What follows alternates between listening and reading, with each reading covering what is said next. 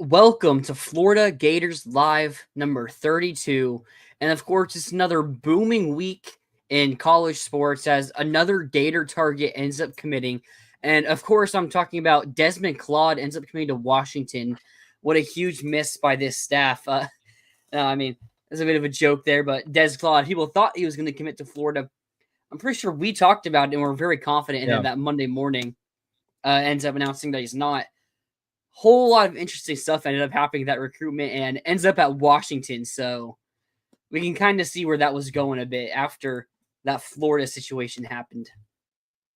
Yeah, it kind of seems like every semi-controversial thing that controversial situation Florida found itself in this offseason, like in hindsight, they ended up getting the better end of. Like Denzel Aberdeen, I don't think anyone's mad that Florida didn't pay Denzel Aberdeen and instead gave that money to and some to Boogie Fland.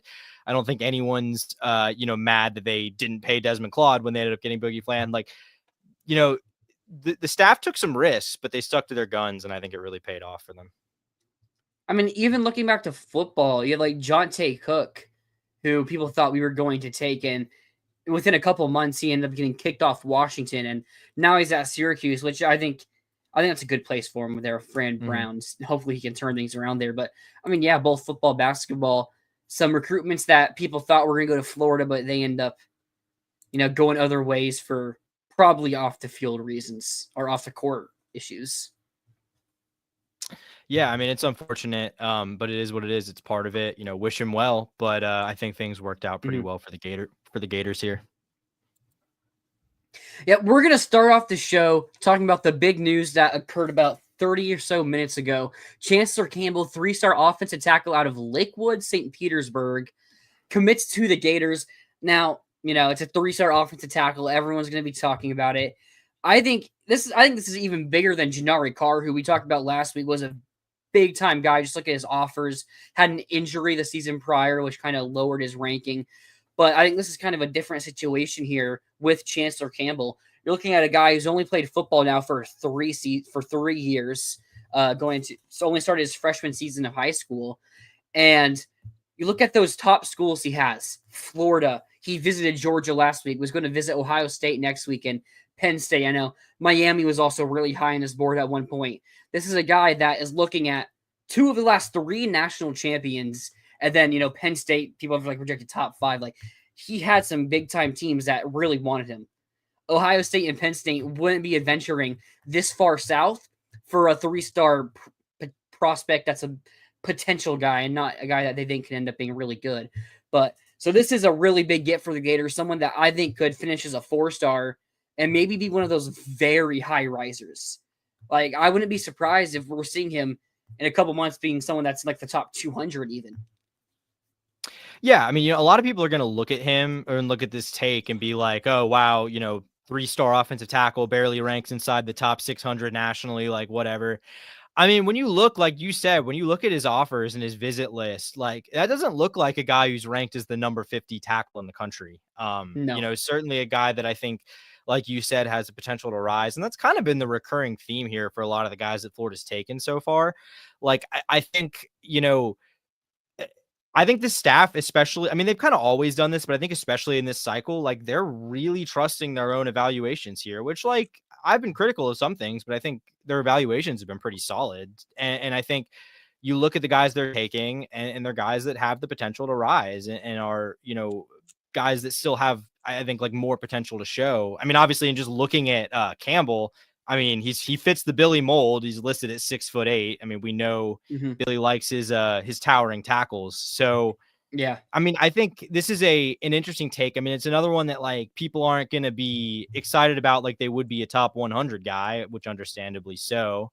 But I think those guys will come eventually. But I think for now, they're filling the class with some pretty solid guys who, like you said, I wouldn't really be surprised to see rank as 4 stars by the time we get to signing day. Yeah, it's just someone with sky-high potential, and, I mean, you've seen what this staff is able to do. I mean, back at Louisiana, they were producing NFL offensive linemen, like, every single year with 3s, 2s, and 1 unranked players. And then, Osiris Torrance and Jake Slaughter now, having a projected top 5. So I saw as high as the second best offensive line going into next year. So we got to trust them what they're going to do development wise and the players they're going to take. Watching his film, 6'8", he has really good speed. So I don't know if I trust Huddle.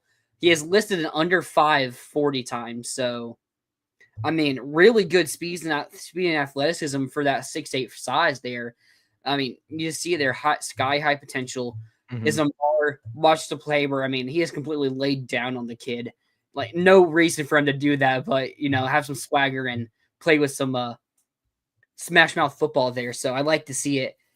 I mean, has that mold, as you said, just like Cam Waits is also 6'8", Inoka Wagnoy, like a bunch of very tall players, and you're getting another one right here.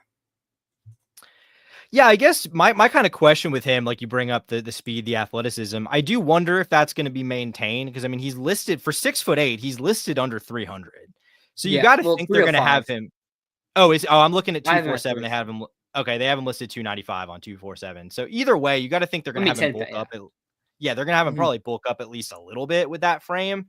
So maybe you don't maintain that as much, and it is what it is. But yeah, I mean, I think it's pretty clear that they view these offensive line guys more as like long-term projects, which I think is the way you probably should, because there's very few that are capable. I mean, there's a Will Campbell every now and then, but for every Will Campbell, there's 30 guys that need time before they can play in the SEC. I mean, look at Osiris Torrance, developed him at Louisiana, sorry, and it pretty immediately transferred to SEC success. So I think they're taking the long-term development angle, getting guys with traits they like. And I think it's impressive when you talk about like the 2 All-Americans along the offensive line that they've done that without recruiting it, certainly not at an elite level, not even you could argue at like a very good level, kind of just at sort of a fine, up slightly above average level. So, obviously you'd like to see them land some of those elite prospects, but I think the vision with all these offensive line takes, even going back to like last class too,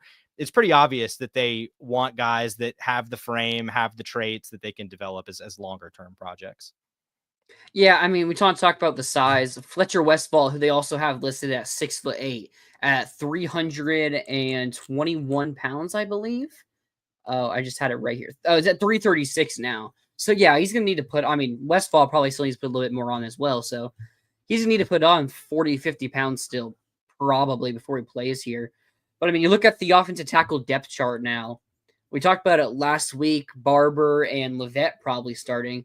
I mean, looking at it now, Levet, he's only 6'5", right? Yeah, Levet's only, I mean, I say only 6'5". Yeah. Like, but then you look at the other tackles. I mean, 6'7" Devin Manuel. I'm 6'7.5" Caden Jones, 6'8" Fletcher Westfall, 6'8" Cameron Waits. Like, they obviously want to try to go get those high upside big offensive tackles, but you're assuming Fletcher Westfall's probably going to be competing for that starting job next year, losing Barber. We'll see what happens with Levet. I mean, he has a spot, 2 to 3 years to easily be starting for us.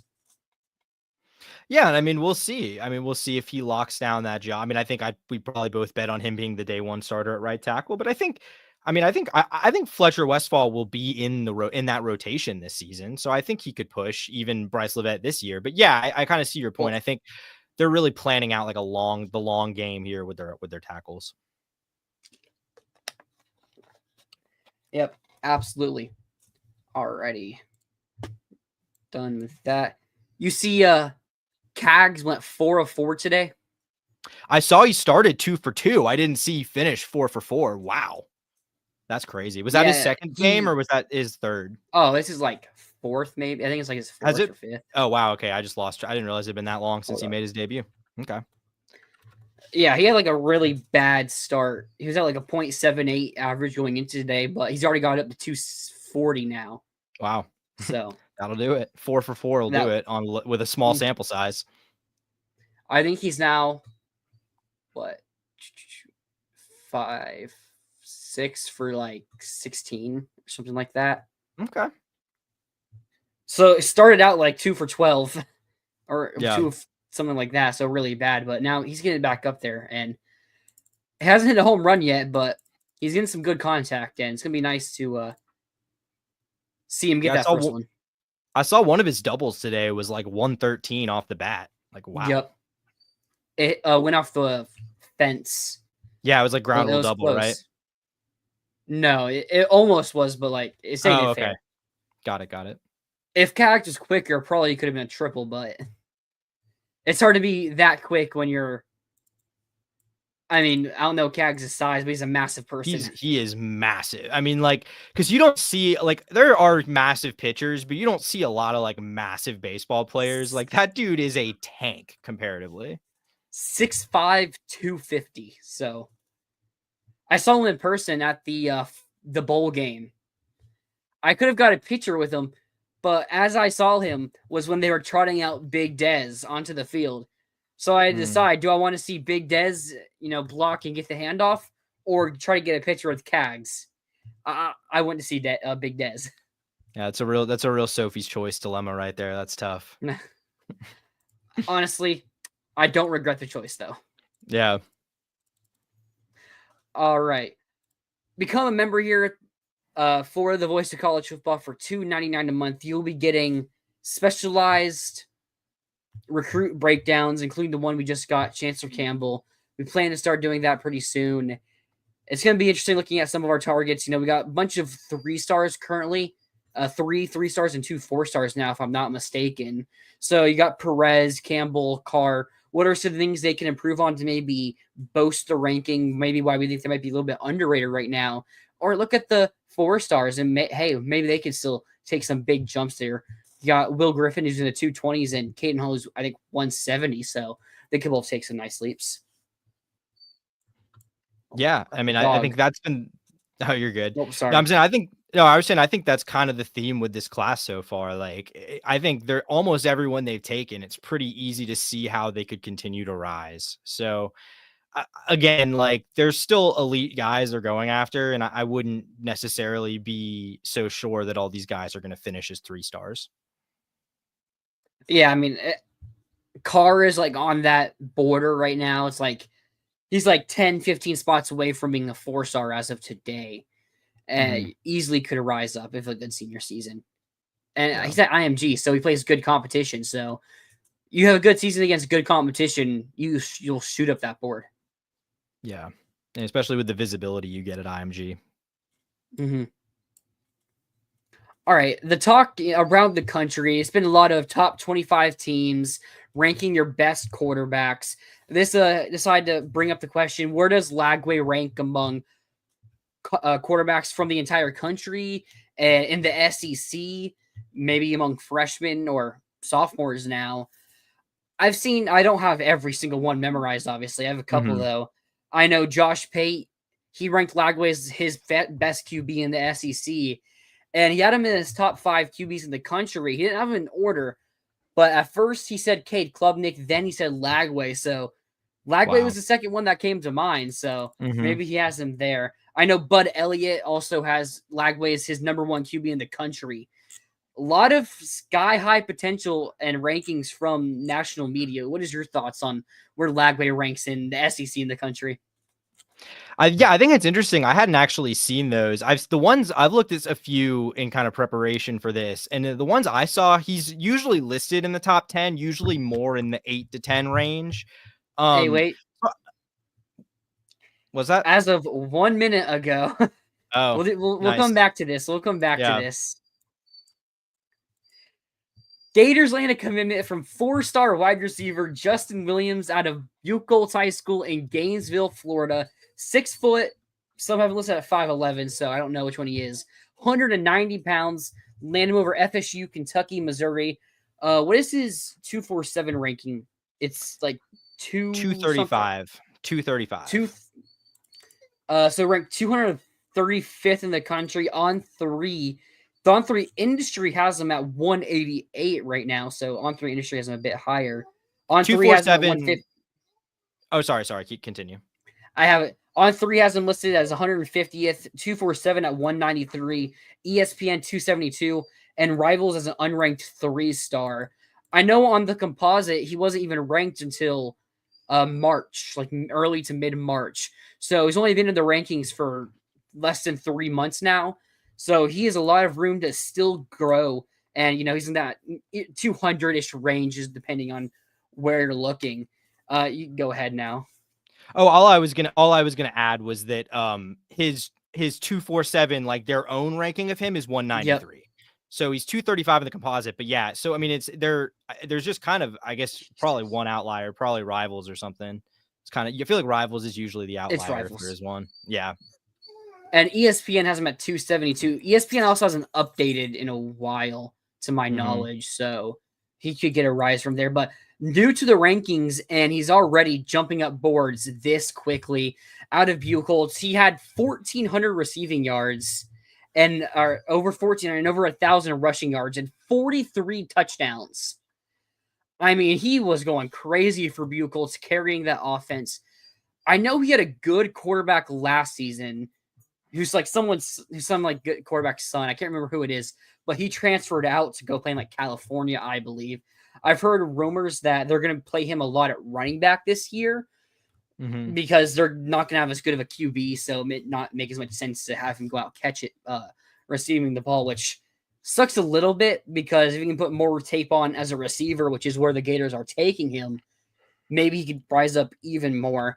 When I was looking at his film a bit, the thing that kind of stood out to me, he was kind of like a jack of all trades. Like he Hmm. wasn't the quick, he's not the fastest guy. Like he's not Trey Wilson. He's not Trey Wilson. He has good speed, but he can also run routes pretty well, better than I'd say Trey Wilson could coming out of high school. And what we've seen a lot from him this year. Really good at pinpointing the ball and like going up for contested catches.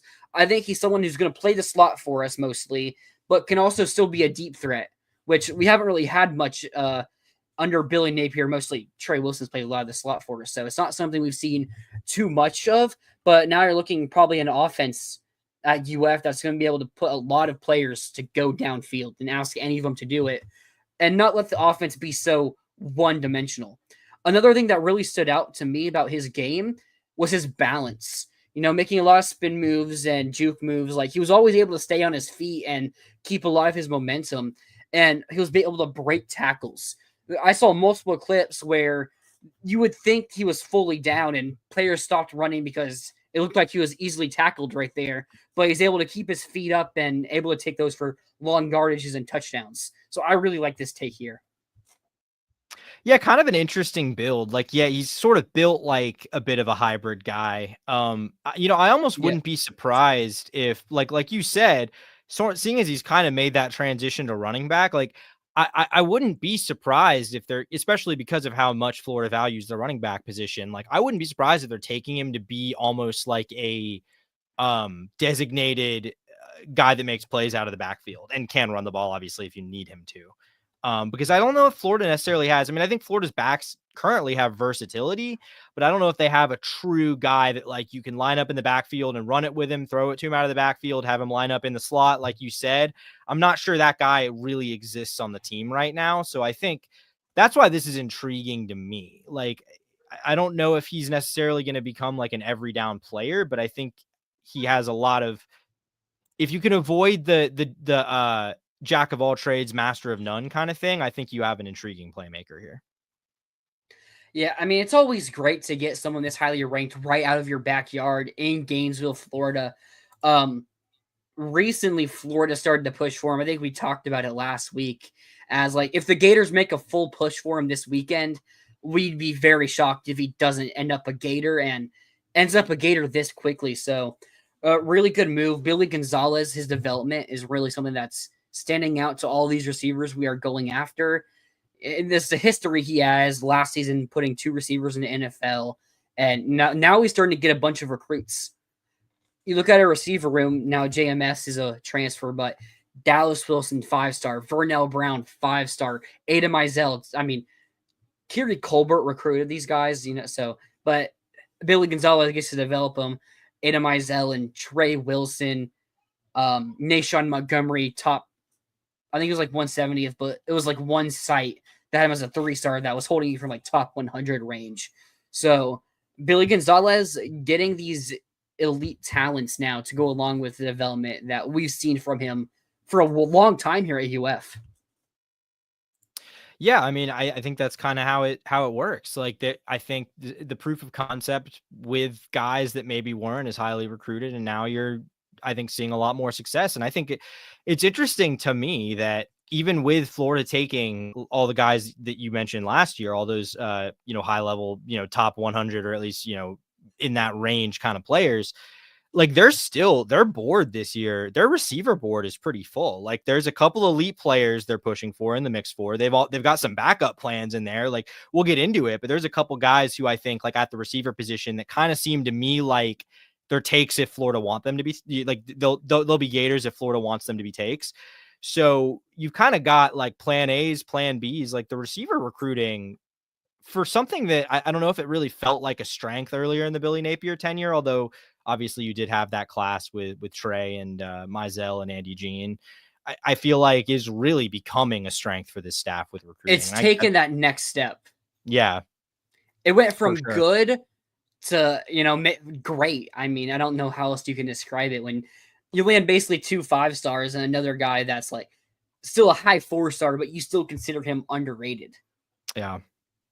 But you talked about the receiver board, being a bit congested now. You take Justin Williams, who's probably your slot receiver.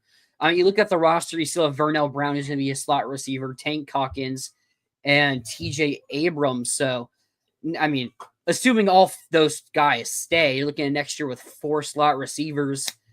Even if one of them leaves, probably one of Abrams or Hawkins, still you're looking at 3. You're probably not trying to take another slot in this class, which brings up the question about Darian Williams. Or is it Williams? I think so, right? I think so. Somebody Williams, receiver. Yeah, Darian Williams. Yeah, Darian Williams. Yeah. Who's a 4-star receiver who's committed to FSU. I mean, he's still a 4-star, really quick player. And it's someone that before last year is someone that you'd be like, oh, we probably take him. He's a 4-star with really good speed. But now he's someone that you're probably not going to take unless something happens. I know I've also heard people think that Williams has a higher upside at DB, which maybe is something to look out for. I don't know if he just only wants to play receiver or what's going to happen there, but you're probably looking at him as not a take. I heard also when he left the facility today, he was like sick or something. So maybe something happened there. Maybe he's just sick and we're looking into things too much, but it's interesting to see what happened there. But then you look at the other receivers on the board, you're probably looking at taking 3 or 4 wide receivers. I mean, you have Sedarian Morgan, who just named Florida one of his top 2 teams, number 1 or number 2. Then you have Calvin Russell from out of Miami, near 5-star, like in the 50s, I think, or 40s, who you're also going after, big 6'5" guy. You got Davion Gross, I'm not sure how to pronounce his name, who's taking an official visit next week. I think he's in the 50s or 40s, who's 6'1", a lot more speed than Williams. So maybe a bigger slot, maybe also play outside. I'm not exactly sure. Then you have Marquez Daniels, 6'4", 6'5", also out of Alabama, 50-50 with Auburn right now. And you got the unranked player, Brian Williams, out of Lake Mary, I think, who's also 6'5", is a 3-star. And still, I haven't even mentioned Samarian Wingo, who we got an RPM to lands, who also visited, who's 6'3", great speed. I've been really high in Wingo for months now. When he was ranking like 250s, now he's ranked like 152 or something like that. So, I mean, I thought we were probably going to go 3, but I'm hearing some things that suggest we might be going 4 receivers this class. Which is pretty wild after taking 3 last year. But I mean, again, they're oh yeah, true. Yeah, sorry. Apologies to last week. I was forgetting about Muiz Tunkara. Yeah, apologies. Yeah, apologies to Muiz Tunkara. We were really disrespecting him here. No, he had taken 4 last year. I mean, you're gonna lose. What are you gonna lose? Probably Trey Wilson. Probably Jamichael Sturdivant. Khalil guess Jackson. Probably. Yeah, Khalil Jackson too. So yeah, you're gonna lose a lot of your top contributors there. I mean, I guess you could lose. I mean, I guess Aiden Mizell theoretically, if he had like a breakout year, or the opposite if he doesn't, could lose him. I wouldn't say that, Rob. Yeah, I mean, I think you always want to get good receivers. But I see your point though. I think we're stacked for this season. I think it's looking good for this year. We'll see. Obviously, got to actually see Dallas Wilson and oh my God, Vernell Brown. You got to see them actually do it. Go out in the field and do it. But I think looking pretty good for the future there, I'd say. Yeah, and interesting here. Billy Napier does his tweet as always with the sunglasses emoji. He tweeted the 2 for the 2 commitments we just got. And he tweeted a ... after it, meaning we're probably going to get another commitment, probably not tonight, because I haven't heard much about another one tonight, but here real soon. I'm hearing we're going to have another commitment within the next week. Like not next week's OVs, but Monday to Friday. We're probably getting another commitment. So, we only have 6 commitments now, but it's looking to jump up a lot, and you still have those like 10 players who have commitment dates set for early July. It's looking really good here for UF now. Yeah, I mean, and we'll get into this a little bit more when we go over the weekend as a whole, but you and I we kind of talked about this off air. Like, this is probably, since official visit season started, the weekend with the most smoke coming out of it for Florida to get the guys that they had on camp, either get or change their positioning for higher level guys, I'd say. Yeah, because I think we're gonna get like 10 players from last week, but that includes like 5 players ranked outside the top 200. Yeah, but I'm also saying like immediate smoke. Like, I mean, Florida's gotten 2 commits today on Sunday. There might be another one coming tonight or tomorrow. There's a couple guys, again, we'll get into it in more detail, but there's a couple guys that it seems like Florida really did a lot of good work this weekend to bolster themselves in the race. Maybe they're still chasing someone, but they're in the race a lot to a much greater extent after this weekend. And if I'm going to predict who the next commit is, so from what I'm hearing, it's going to be someone pretty exciting. So it's not the name I'm thinking of, but the name that first comes to my mind is Kakua Amua, who's a 3-star tight end. He's from Hawaii, plays at IMG. I heard he only had like 3 catches last season. So it's like, is it 3-star in the late 600s, I think? So maybe he puts on more film and he could jump up the rankings. When's the last time we got like a Polynesian player to come to UF? That's a good question. Like, was John Halapio Polynesian? I think he was. But I'm trying to there's not a lot of examples I can think of off the top of my head. No, I mean, that's a journey, man. Talk about, I mean, he's already in Florida, I guess, going to IMG, so they've already done it, but talk about having to fly from Hawaii to Florida to see your kid play. So his mother and grandmother have visited us 3 times as well with him. So crazy, even for unofficials, there are kids whose mothers only take 1 visit with their son, and they were like 50, and they're a couple hours away. They've flown from Hawaii because they live in Hawaii. They didn't just confirming, they didn't move to Bradenton or anything like that. They're still in Hawaii. That's crazy. And he goes by the nickname Rhino as well. Nice. Pretty good nickname for a tight end. I like that. Tight end with that, I mean, it's pretty big. I guess I get it. It makes sense. All right. Now we can go back to what we were trying to talk about. We knew that Williams was going to commit probably within the showtime, but we were just waiting for it. So now we can get back here. Of course, it happened like 15. Sorry, of course it happened like 15 seconds into the segment. Couldn't have happened when we were just chatting between the segments. It had to happen in the middle of the segment. Yep. Hey, let me make sure we didn't just get another one. Yeah, double check. No. Wait, bro, I'm gonna tease him real quick. Guys, yeah. Oh, there's the commitment. No, okay. But let's actually get into DJ Lagway here. Just do one thing real quick. Okay. Where does DJ Lagway rank among QBs in the country, within the SEC? A lot of the talk during the, there's no offseason, but in between the regular and postseason, between years, is, putting out top 25 teams, putting out your top 10 players list. And Florida has a QB that's one of the most hyped QBs in the country, with DJ Lagway. I mean, 2 that come to my mind of people ranking him. Bud Elliott, who works for CBS, has DJ Lagway ranked as his number 1 QB in the country, obviously number 1 in the SEC as well. And then Josh Pate, he has Lagway ranked as his number 1 QB in the SEC. And when he was giving his top 5 QBs, he said Klubnik first. It wasn't no order, but he said Klubnik first and Lagway second. So it's like that's the second one that came to mind. Maybe he has him 4, 5, 3, 2, or 1. But coming second to mind feels like it should mean something there. So where do you think Lagway stands going into the 2025 season? Yeah. So what I was kind of starting to say before the commitment got us distracted, I think from what I was looking at, like you said, there's a couple definitely that have him way higher up, like top 3, if not top 1. Most of the ones I was looking at, they're still high on him. They have him in the top 10, but usually more in like the 8 to 10 range. Yep. So I think there is kind of a gap between how we as Florida fans view him and how he's viewed nationally, although there are obviously a couple outliers, like you said. Obviously, I think just reading our chat, I think most Florida fans would probably say he's close to number 1, if not number 1.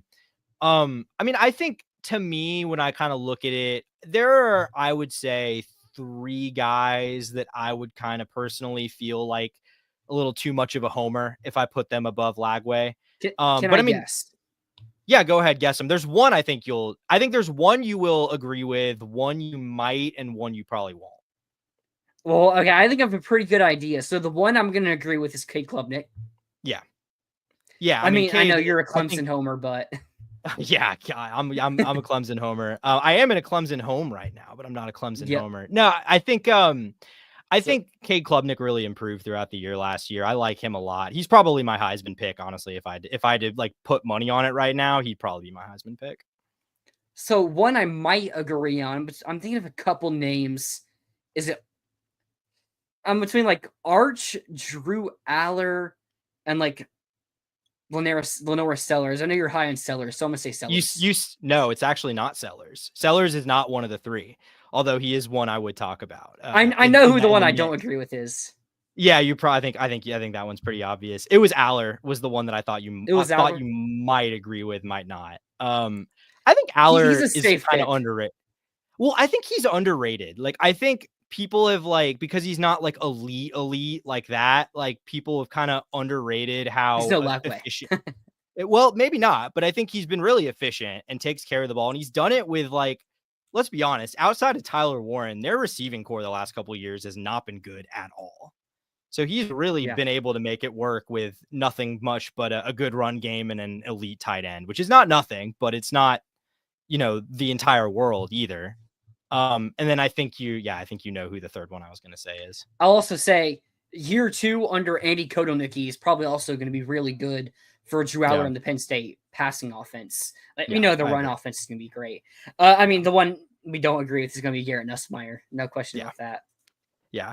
I've always kind of been a Nuss guy. I mean, I think he had his ups and downs last year, obviously. Definitely some moments that made you question, but I still think when you see it all work for Nuss, it's really impressive. And I think he's just shown more to this point. But those are really the only 3 that I feel like have definitively proven to me that they should be ahead of Lagway on this list. And I know you guys probably in the chat probably don't even agree with those 3. But I think the fact that it's only 3 in my mind still, I think, says a lot about Lagway going into his sophomore year. And then there's a couple other guys. Sorry, go. You can.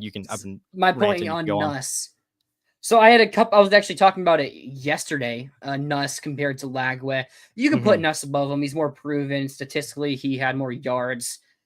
I think something you have to look at though.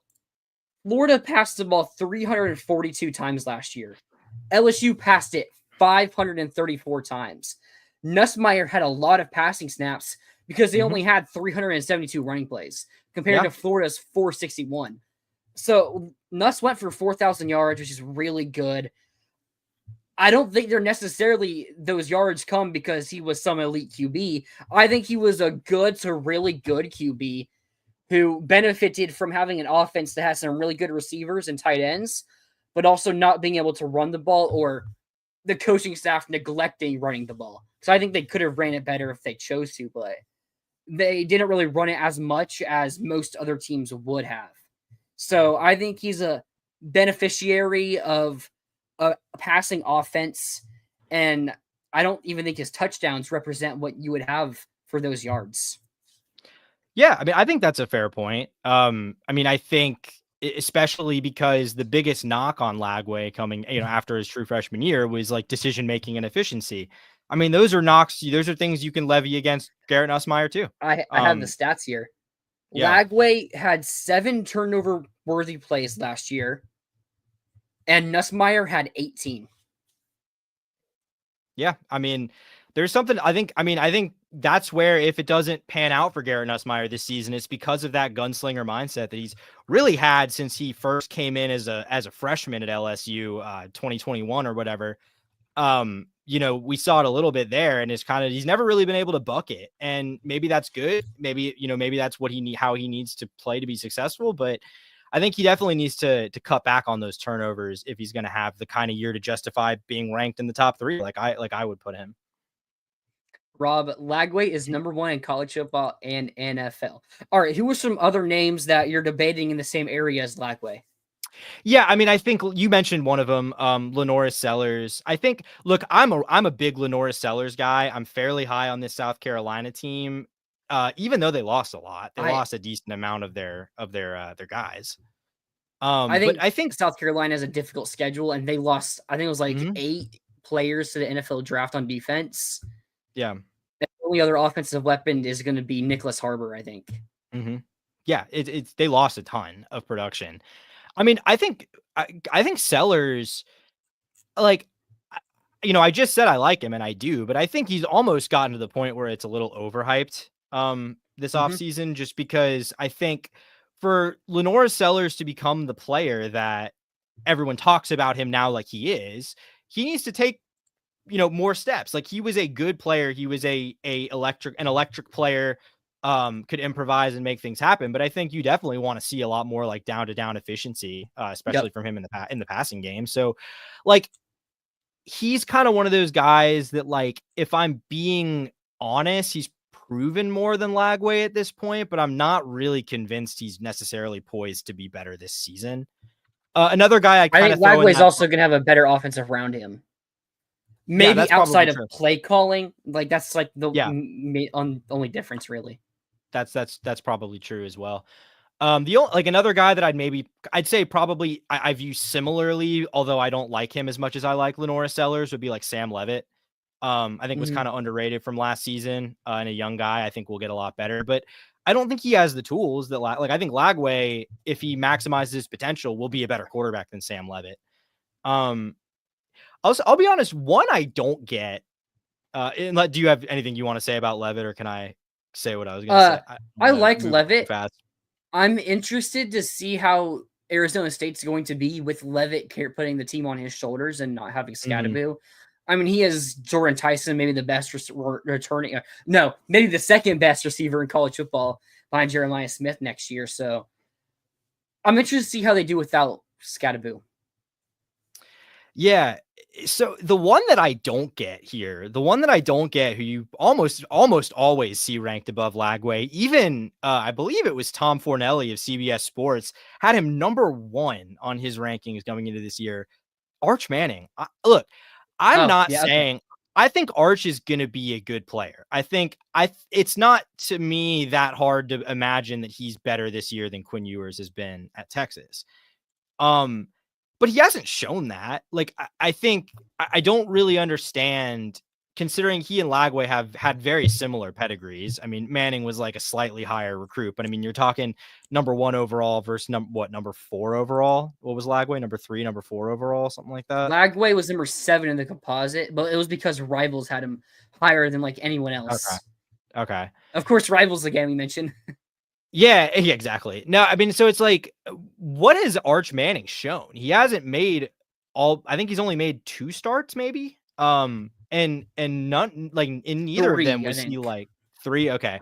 In neither of them, or in none of them, I should say, was he like blow you away good. I mean, I think Lagway, even with the mistakes he made last year as a true freshman, definitely has shown more glimpses of stardom than Arch Manning has. And I mean, he's taken more snaps, so that's not a surprise necessarily, but I don't really get why. I mean, I do get it because of his name, but like, taking that element out of it, I don't really get why we've crowned Arch Manning as the Heisman favorite. I think he's going to be good. I would probably bet he's still playing for Texas in 2026. I don't know if I think he's going to be so good that he goes to the draft this year. But I don't know. I'm curious how you feel about that. Yeah, so about Arch, I mean, I think with Arch, you're getting a QB that, with his mobility and the talent around him, is going to leave you with a pretty high ceiling still. I mean, a pretty high floor, but he also still has that really high ceiling. I mean, he's been learning under the Manning name for his entire life, so I agree. I don't see how you can rank him number one going into the year. It's like you couldn't rank Lagway number one going into last year or anything like that because I mean, he wasn't even projected to start. But like, yeah, I mean, you can put Arch like number 10 because you've seen him a little bit. But yeah, I don't understand having him in like that top 5 or number 1 especially.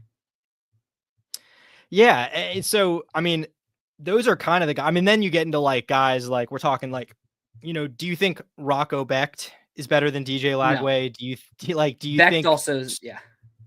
Do you think Sawyer Becht Robertson's better than? Oh, sorry, go on. Yeah, Beck is also losing 2 NFL wide receivers and they're like 3rd round receivers, so he loses a lot on his offense. And then, I mean, Carson Beck, like he's a guy that shows up on these lists. Like, I think he'll have a better season this year than he did last year because of the competition and just, I think better line play. Better. Yeah. I think just in general, like, I think Miami, what they're doing offensively, schematically is a lot better than what Georgia's doing, to be honest with you. So I think he'll have an improved, although they do lose the receivers that helped Cam Ward be good last year. So, know, I think that you mean like, undrafted Xavier Restrepo? Yeah, true. No, but like, I mean, I think there's reason to be optimistic about Carson Beck, but like, I don't know if I'm ready to say he's like going to be better than Lagway. Like, I think I'd probably take Lagway. If I'm being honest with myself, I'd probably put Lagway like 4th, maybe 5th behind Sellers, but like I think I'd put him probably in the top 5. I would say no. Like if I was doing what Pate did and didn't worry about the order and just pick my top 5, I'd say Lagway's probably in there. Rob Arch. That is true. Out of all these QBs, which one is undefeated when he plays the whole game? Arch is undefeated, but no. that is a good point. That's also true. If I'm looking like who would I have above Lagway, I think you also have to ask the question: how are we defining best QB? Are we just looking at stats? Like, are we just like, nah? I'm not just saying like some G5 QB at Western Kentucky who throws for 5,000 yards like they always do. But like, I mean, if you're in the ACC, you're Cade Klubnik. I would be pretty shocked if Cade Klubnik isn't will have some of the most touchdowns and yards and fewest interceptions to everyone in the country. But maybe they're not going to be able to run the ball as well after losing Phil Maffa. I mean, so it's like they're probably going to have to throw the ball more. While Lagway, this offense, I'd be shocked if it isn't at least 50-50 run and pass. Probably still end up being more run than pass, pending on how those tough games go, I guess I should say. But I'm expecting us, so it's like, if Lagway, it's like we discussed earlier in the year with Lagway's Heisman odds. Like, if Lagway wins the Heisman, it's not going to be because he had unreal stats, but it's going to be because he had good stats while also playing and winning a lot of very high-level football games. So it's like, how do we determine, like, if Florida goes 11-1, 10-2, and Lagway played and won us some really good football games versus Klubnik, who, say they go 12-0, and Klubnik's torching or LSU's a good team, or just like Boston College defenses. 8 of the 12 weeks, 9 of the 12 weeks of the season. What do you define as better? Yeah, I mean, I think like it's a little bit of column A, a little bit of column B. I mean, I think you have to take the situation into account, but this is also why like I've just not been very bullish and haven't really understood like the Heisman hype around Lagway, just because I don't really think. And maybe Billy proves me wrong, but like I don't really think he's playing in a system, like you said, where it's geared for quarterbacks to put up crazy numbers. I really don't think it is, especially when you have the offensive line and the running backs that Florida has. Like, I think Billy Napier wants to run the ball 25 times a game and will win games that way. Only 25? Yeah, like that was being generous to him here. Like that's kind of why, like, so I think there's something to be said for that. But at the same time, if Lagway is sitting in New York for the Heisman ceremony, if Klubnik's sitting in New York for the Heisman ceremony and Clemson's 12-0, like, even if Lagway looks really good, if his numbers aren't close, it'd be kind of hard for me to say he's better. You know what I mean? But I'm not really evaluating Lagway based on numbers this year because I don't really expect him to be like amazing. I don't think he's gonna like put up a historically significant statistical season. So I think it's kind of eye test with Lagway and like, can he manage an offense that should be pretty good? Even outside of him with the run game and such, and can he elevate the passing game to be more dangerous? It's the passing game under Billy to this point has kind of just been to set up the run. And I think with Lagway, especially when he was healthy, you kind of saw that change toward, hey, we can actually get explosive plays on a consistent basis in the passing game. And that maybe should be what we focus on. So I guess it depends if the offense looks more like it did in like the Kentucky game, or if it looks more like it did, in the LSU game. What's the difference in the offense in this I game? guess I'm just saying down the stretch when Lagway was injured, I think they took some stuff off his plate more so than from the earlier starts, I guess is what I'm saying. Like, I feel like Lagway only had 7 completed passes against Kentucky. So I guess maybe I'm literally just thinking of the Samford game. Samford game. Yeah, I guess I'm literally just thinking of the Samford game.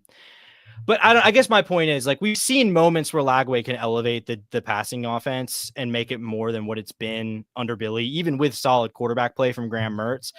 I think the question is that going to be the way they try to do it this year? Like, that's what I don't know still. Yeah, I mean, the QBs I'm going to mention around Lagway, I mean, it's like some of the similar ones that you have. Cade Klubnik, he's going to be a great QB. Just a matter of, is he going to be number 1 or is he going to be like 5?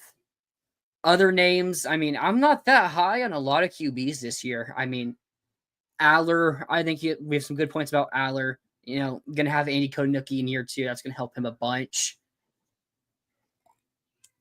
I think Arch's floor is high enough. So I'll have Arch in the discussion with him. But I'd honestly put Lagway 2 behind Klubnik. Okay. Interesting. So you're kind of with Josh. I want to put him 1. Yeah. I want to put him 1, but it's going to be a thing of there's a lot of anti-SEC bias happening right now.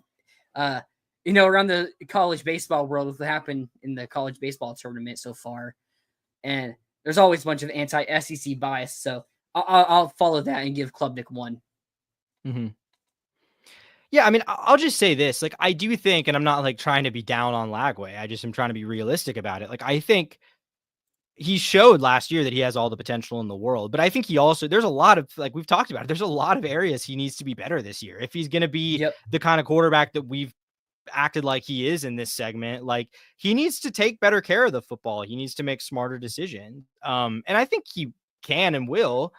But I guess I feel like people have kind of, because of how fun that run was with Lagway, winning 4 in a row to end the season, I feel like people have kind of forgotten that was like far from a Lagway putting the team on his back situation. If anything, it was the defense putting the team on its back. So I think it's also, we learned Lagway wasn't healthy at all last year. Like, even when he put up the 450 yards against Samford and, struggling a bit, the whole team was struggling a bit early in the season against Miami, Texas A&M. So it's like, I'm just like, if that was Lagway at like 60%, I'm excited to see what he's going to look like at 100% or 90%, I feel like the sky is just the limit, and he just has that winning persona to him that I think is going to, again, it's the question, if you're beating those great teams, maybe it's not, you're not throwing for 350, 400 yards a game, but you're winning those elite games, but you still have a great run game to go with it. I also wonder how much his run game is going to go this year, because Lagway was a 1,000-yard rusher his senior year of high school. I mean, like, coming out of high school, there's a lot of talk about his run game, but because of those injuries his freshman season, I feel like a lot of people don't talk about his dual threat capabilities going into his sophomore year. So I'm excited to see if that also maybe adds, maybe more explosiveness and excitement, but also more stats to his game. And some of those mistakes we saw where he forced some throws into coverage and threw some interceptions, maybe he would have ran the ball a couple of those times. And I mean, you're adding the chance of a fumble, but that's a lot less. I don't think Lagway fumbled the ball at all last year, if I'm I don't think so. remembering correctly. So, much more chance that you're not going to turn it over when you're running it than on those plays when you threw an interception. Yeah, I mean, I think Lagway, what's come to light, I mean, obviously we knew about the hamstring at the time, but I think what's come to light with the shoulder and stuff, I think it's kind of made me reevaluate a little bit how I look at Lagway's mobility, because I think after last year, because I went into last year thinking that Lagway's mobility would be an element of his game. After last year, I kind of was like, I'm not sure he's really going to be a runner. Like, I think he might more just be a guy who moves in the pocket. But when you think about the injury limitations he was dealing with, like you said, what he was able to do in high school and kind of the glimpses we saw before the hamstring injury, especially, I think you could see, like, I think it's definitely possible. I guess you just wonder how much they give him the green light to do that with the injury problems he's been dealing with. But dude, this got sort of related, but did you see the picture of him with standing next to Anthony Richardson? Dude. Yep. Like, oh my God. Yeah. I knew Lagway had bulked up and gotten pretty big, but man, I mean, he makes Anthony Richardson look like a freshman who hasn't been in the strength program yet. Like, it's unbelievable. Yeah. So it's like, we're looking at the running capabilities. Like, I don't think Lagway is a tier 1 running quarterback like a Lamar Jackson, Anthony Richardson, or like a Jaden Daniels. But I think he could easily put himself in like tier 2 of mobile QBs. And it's a guy that still has a great arm. I mean, who are some names I'm trying to compare? Like, I think Trevor Lawrence was a really good running QB. I think Lagway's still a good bit better than he is. But I actually don't hate that comp. I don't hate that comp because Trevor's big like that. I mean, Trevor's 6'6", he's a little taller, but I do kind of like a sneaky runner though. Like, you don't necessarily expect it, but you have to respect it. Everyone obviously it's the Ohio State game where he breaks off that crazy running touchdown. Was that 2019 or 2020? I can't remember. But I think that was 2020. Yeah, so it's like, I think he's still a bit quicker and he's more physical than T-Law will be or was. So I think he's a little bit more, but I see the comp with Trevor Lawrence a bit. Yeah. Yeah, I mean, I think he's more of a Tebow-esque kind of runner where he's going to more run in terms of power than it is in terms of like, he's not going to be juking people out necessarily. Yeah. Michael Vick. I mean, look, if he's Michael Vick, then I think he should be number 1 on both of our lists. But we'll in see. the games, he's going to play like Michael Vick because I know he still has like 90 speed, which I think is a little bit. Or in last year's college football game, he had 90 speed. I don't know if they're going to turn that down a notch, but I think that's a little too quick. But I'm not going to complain about it. Yeah, a quicker Tebow. Yeah, I think like a more agile Tebow. And he's not quite as big as Tebow is either, I don't think. Maybe he is. How big is Tebow? Tebow, let me pull it up here. Tebow college size. He was 6'3", 230. Or 6'3", 240. So actually kind of similar. Yeah, okay. I think Lagway's just a bit more athletic. Is Lagway listed at 6'4"? No, he's 6'3". Okay. He is listed at, let's see, I have the roster on there over here. DJ Lagway is listed at 6'3", 241. They're literally, Tim Tebow is 6'3", 245. Lagway 6'3", 241. Lagway is a bit more athletic. So I think that's a bit of our comp there. Because Lagway, I think, will play with some physicality when he needs to. Yeah. That's wild. I did not realize they were literally like pound for pound identical builds. I'm assuming you mean elusive, but yeah. Yeah, definitely is though, I would say. I mean, again, it's hard to say because we only saw like a game and a half full with him where he was, or like 2 games where he wasn't like limited by the hamstring. So it was hamstring, right? I forgot what it was. I was thinking of it the other day. I'm like, was it hamstring? Yeah, it was hamstring. All right. We will be back after this word from our sponsor. You can make a difference here at the Voice of College Football. Use the Amazon link.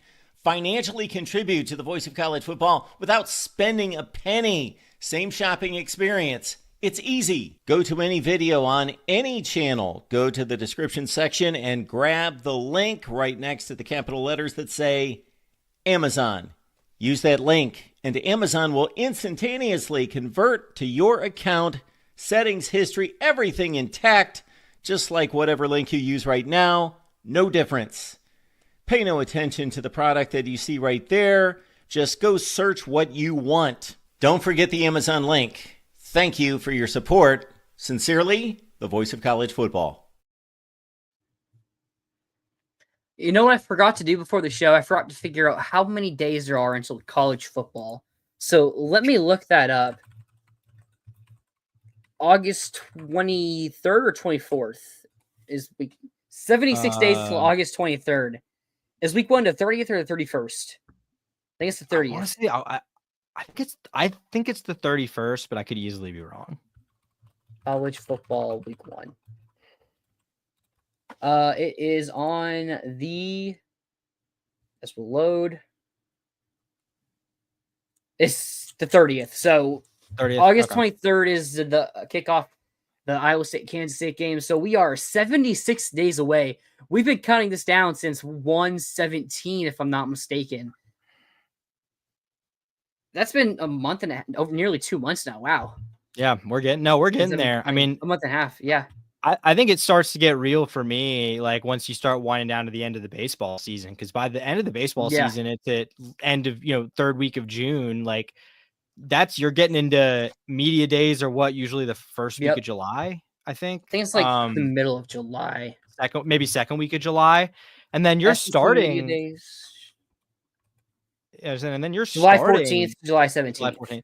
Yeah, so then you're starting camp like not much more than like a week after that. So it really starts to get real. We're about a month away from where it starts to get real. So it's we're winding it down. Yeah, and we got, Gators got eliminated in the tournament, but you got the baseball tournament, you got recruiting that's really picking up here. I mean, that early July, it's gonna fly by with the commitments I'm expecting us to get. So let's see. I'm trying to look up the camp, but when camp starts, that might not be released yet. I don't think that's released yet. Okay. But yeah, we're getting there. I mean, it's 76 days away. It feels like forever, but I feel like these weeks are going by pretty quickly. Yeah.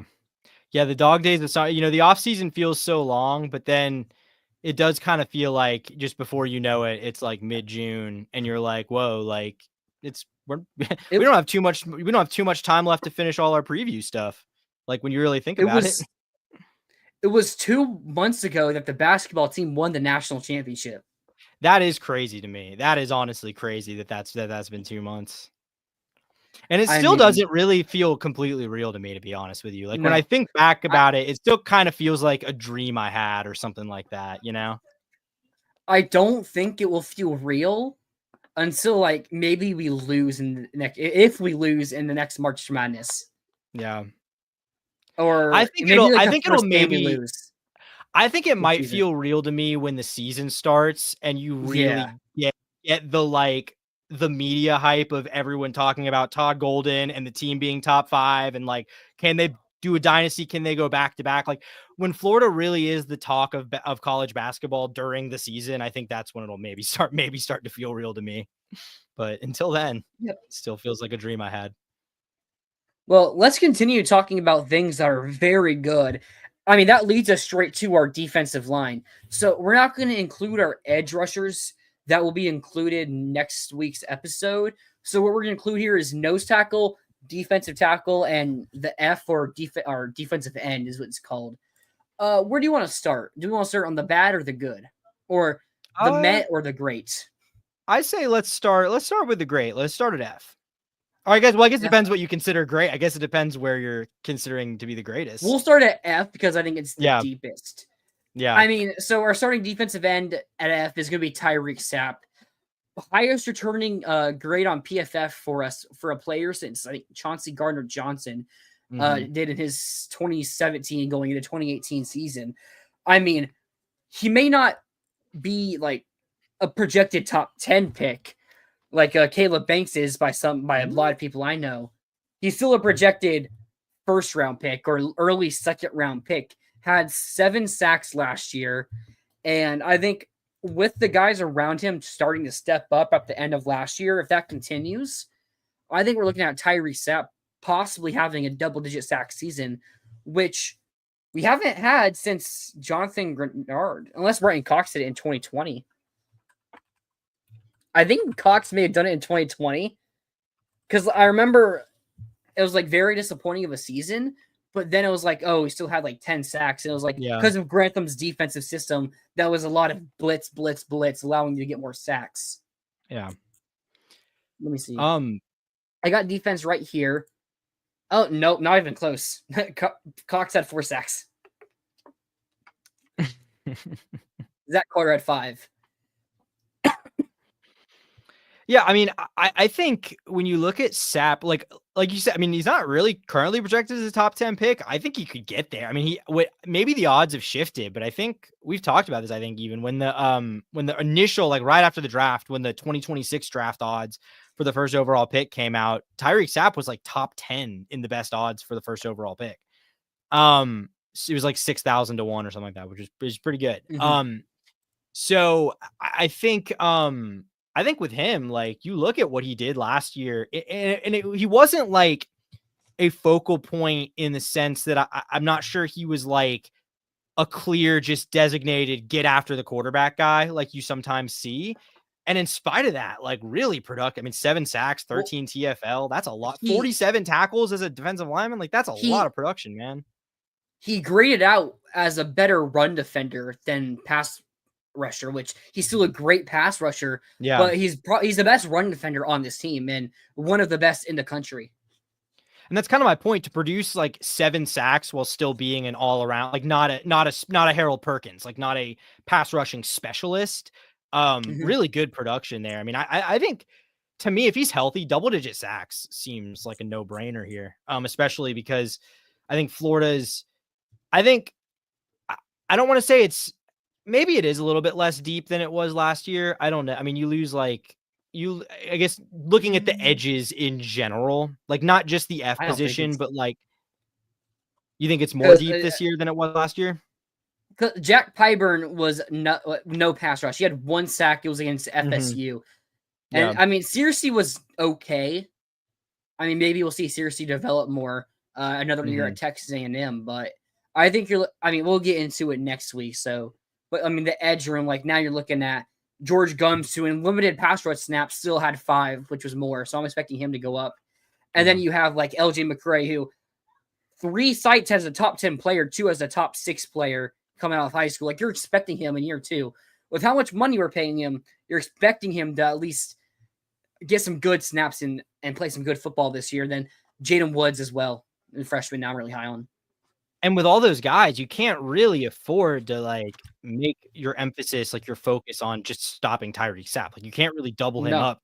You'll get burned otherwise. So I mean, again, if he's healthy, I think double digit sacks is like almost a lock in my opinion. Yeah.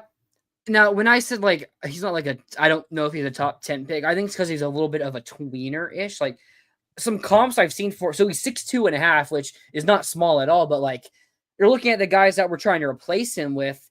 Cam James, who's going to be his backup, is 6'5", 6'6". You look at who we just got or who we're targeting in the recruiting world. Jaraylon McCoy is nearly 6'7". So for his position, he's not as tall as other guys. And a comp I saw for him was Calais Campbell, who played in Saxville. It was also 6'6", if I'm not mistaken. Calais Campbell was 6'8". He's big. He's big. Yeah. So he plays bigger than he is, which I think maybe something that holds him from being a potential top 10 pick. I mean, that's a question. Sorry, no, I didn't have a ton to add there. I was just saying that's definitely like the main question with him. I agree. And then we go to his backup. This is like, I think, where it really separates itself among the positions we're going to talk about today. You have Cameron James, who's 6'5.5", 272, going into his 3rd year. I thought Cam James played phenomenally last year as a backup to Tyreek Sapp, and I think Cam James also is going to allow you some position flexibility. We'll get to it later, but you may have some questions about the depth on your defensive tackle spot. I think he can also move a little bit there, here, a little bit here and there. So I think you have someone that you're going to lose Sapp after this year. I am perfectly fine replacing him with Cam James unless he just like disappoints this year. But based on what we saw last year, I think Cam James could start. I remember when the transfer portal first opened, a couple of names I heard were TJ Searcy and Cam James. And I was like, I got it for both. I mean, I understood it for James because I think he could go start at a lot of other Power 4 programs. And I was like, it would hurt our depth, obviously, and us next year. But I was super excited when he did not end up entering the transfer portal. But it's like, I think he's a really good pass rusher. I think he's a really good run stopper. And learning behind a veteran, Tyreek Sapp's in his 5th year here now. That's another thing with Sapp. He's also going to be 24 during the draft.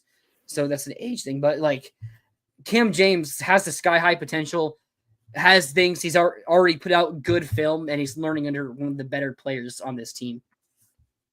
Yeah, Cam James was, I think, when we did postseason superlatives, I think he was my like most underrated or something along those lines. I think Jaden Robinson was, or Robinson was mine. Maybe I don't remember.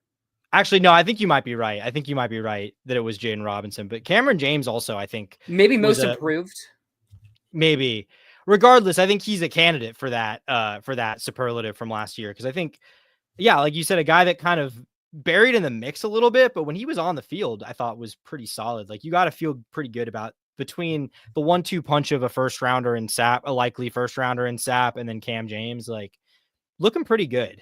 So maybe you have a point about depth there with Cam James, hopefully taking another leap this year. Yeah, I mean, I'm trying to find the amount of snaps Cam James played last year. He played 356 snaps, so he played a lot of football last year. Tyreek Sapp played 414. So he's just like 50 snaps lower than Tyreek Sapp. There. No, so I think he's going to get on the field. I think he's going to not going to be the same as Sapp, obviously, but because with the depth issues at defensive tackle, Sapp's going to get on the field more. We're not 100% sure. I think he's an F. You got, was it UMass transfer? Kofi Asare? Yeah. Was it from UMass? Yeah, UMass, yeah. You got UMass transfer Kofi Asare, who's nearly 6'5", 246. Yeah, it says it right there. First year here. I've heard they really like him. But again, we've talked about Sapp and Cam James as two guys that, I mean, are the backup. Cam James could start at a lot of SEC schools and a lot of Power 4 places going into this year. So to have Kofi Asare as your potential third rep guy at that position, you're looking at a really phenomenal F. And I've heard they like him a lot. So I think next year, maybe when he's splitting snaps with like Cam James and stuff, is really when we could see him in his senior year, assuming he doesn't transfer out, show up a bit more.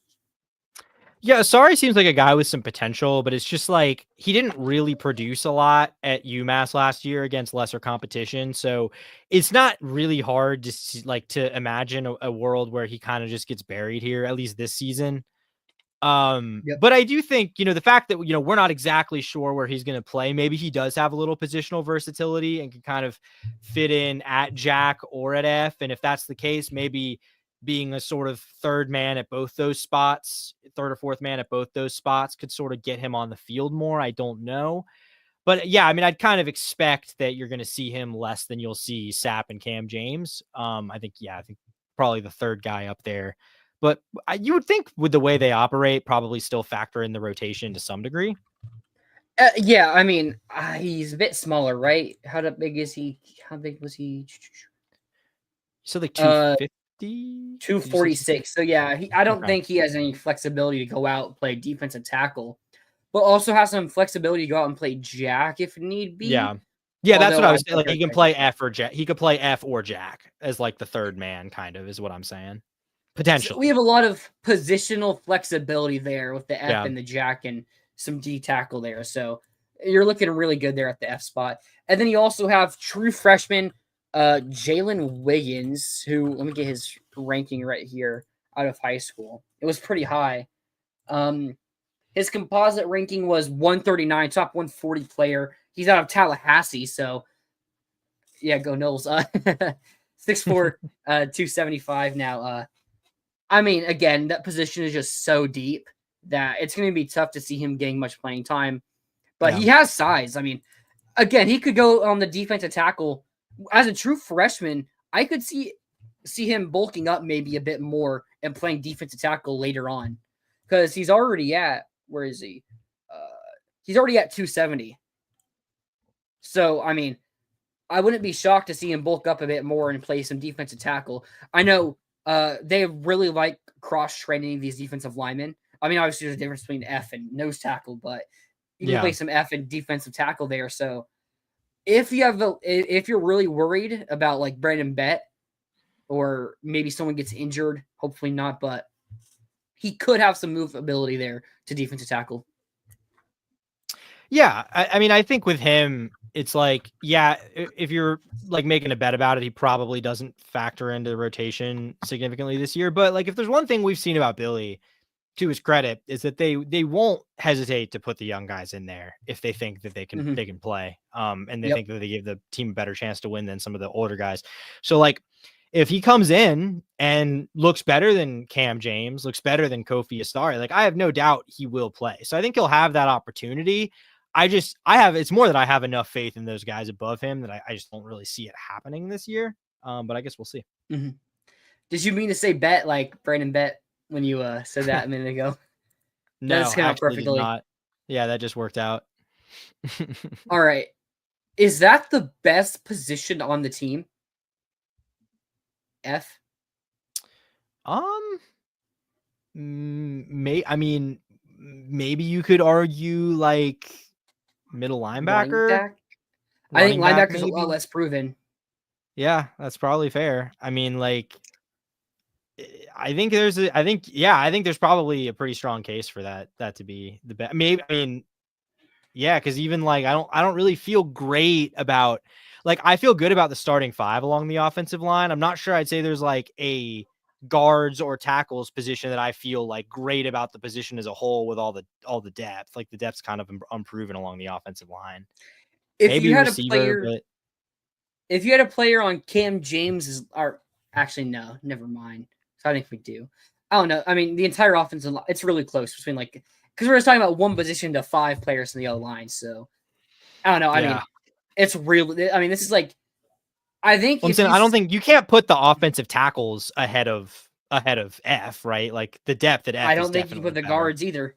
Yeah, that's what I'm saying. So, and like, I mean, the interior. I mean, you have Slaughter, who's the best center in the country. So it's like, I think if Sapp takes another step, then it's like no question, yes. Yeah. If Sapp is a definitive first round pick by like November, then yeah, I think it's almost certainly the best position group on the team. If he goes from like a player to an A+ player, that's like the difference right there between that. All right, next we'll get onto the defensive tackle. Now, looking at the roster here, they have the trader DeAndre Robinson on here, but we're not gonna be able to talk about him. But I mean, we all know who the starter is. I had him my number one ranked player heading into the 2025. I almost said 2023 season. Caleb Banks. Banks sits at nearly 6'6", 329 pounds. I mean, there's one specific draft analyst I watch, a Hail Mary podcast, or Hail Mary Sports now. I've watched him since like 2021. He has Caleb Banks as a top 10 player in the NFL draft, or going into this draft. Caleb Banks' upside is just through the roof, because he's a really good run defender as well, but he has a lot of explosiveness to rush the passer. He has a lot of moves that not a lot of defensive tackles with that big of a body can make. He has that next level top tier potential, not just for college, but like the NFL as well. I mean, he's as good of a defensive tackle, starting in a tackle, as you can get in college football. Yeah, getting Caleb Banks back was probably, if you get if you get what he had at the end of the year on a consistent level. Yeah, I mean, 100%, because he was good throughout like the first 2/3 of the season, but at the end of the season he was elite. If you get that elite portion, then he's going to be a top 10 pick. Yeah, I mean, I think getting Caleb Banks back was probably like pound for pound the most impactful thing that happened for the Gators this offseason. Because not only because of how good of a player he is, but like man, we go from our tone talking about this defensive line is a lot different if Caleb Banks is not on it. Because all of a sudden that interior looks like not just like, because like right now it's still probably the biggest question mark on the roster, the other interior spot alongside Caleb Banks, but the entire interior of the line is not just like a question mark. It's like a gaping hole if you don't have Caleb Banks. Although if you didn't have Caleb Banks, you probably would have went into the portal and got That's probably that's maybe Keyshawn Silver, but like, do you like even feel great if it's like I feel nearly as good with like a Keyshawn Silver level player as I would with like who were the best defensive tackles in the portal? I guess he was more of a nose. Yeah, I don't even know who the guys that would be like the comps to Caleb Banks were off the top of my head. I'm pulling it up right here. Player rankings, 2025, transfer portal. Oh wait, you gotta hit transfer portal. There we go. If it will load, there we go. Top at D line. The top D lineman in the transfer portal. So Keyshawn Silver was one. Then David Gusta from Washington State, who looks more like who was 6'3", 302, so D tackle. And then Williams Nawarni, who was just a 5-star off high school. Bernard Gooden from USF. David Blay from Louisiana. Yeah, I mean, you're either looking for a guy who was a really high, like a Nawarni, or I said someone else who was also high. Jaheim Otis was also like a near 5-star. So you're either going after a guy who was like a very high prospect who, I mean, Nawarni spent 1 year at Missouri, so it's not like he was a bust, or Otis only like a year or two. So they're either getting a highly ranked guy who just didn't play in year one, or you're going after a good, like, mid-tier college starter. So you're not feeling good about it if you're getting a transfer guy. Yeah, I mean, hearing that list, I would be willing to bet pretty strongly if Caleb Banks had opted to enter the transfer portal, he would have been the number 1 ranked defensive lineman available. So essentially keeping between getting him and Banks in the portal. Where did we get that from? No, I'm just saying, like, hypothetically, gotcha. like, I'm saying if you don't have like no one you could have theoretically gotten in the event Banks left would have been even a lateral move. Yeah. So yeah, I mean, I think that was massive. I mean, essentially like keeping him and guys like him and other guys like Slaughter and Sapp from going to the draft or whatever was like landing an elite transfer. In terms of the impact. Better than landing an elite transfer. Yeah, better than landing. Yeah, probably, because you know what you're getting there. So yeah, I mean, I think his impact, I think I had him number 2 in my preseason rankings behind Lagway.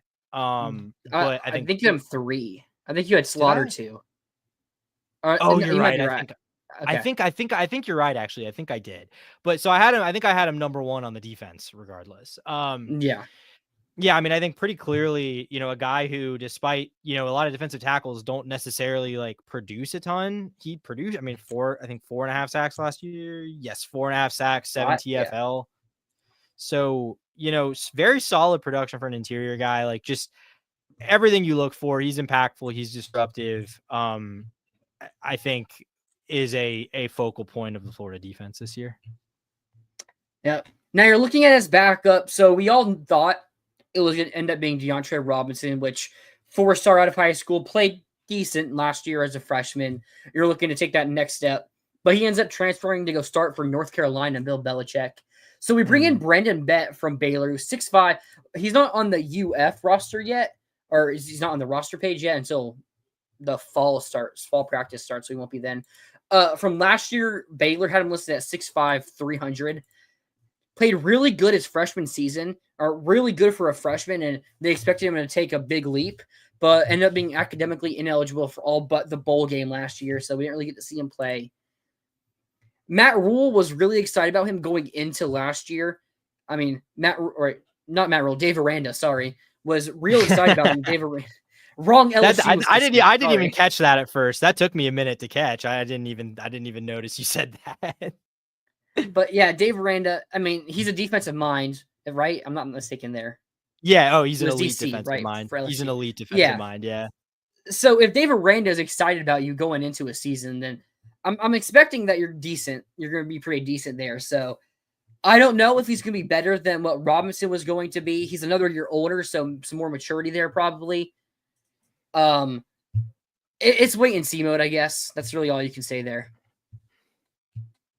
Yeah, I mean, to me, the Robinson for Bet thing kind of feels like a wash. I feel like you're getting one guy who's shown flashes, but not a ton of experience for another guy who's shown flashes, but not necessarily like a ton of experience.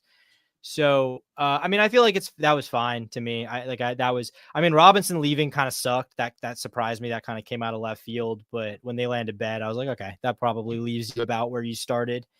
So I mean, again, we'll see. I mean, I'm not worried about the academic stuff. If he was able to get cleared ultimately to play at Baylor at the end of last season, so I don't see any reason to think that's going to continue to be an issue for him this year. But we'll just have to see.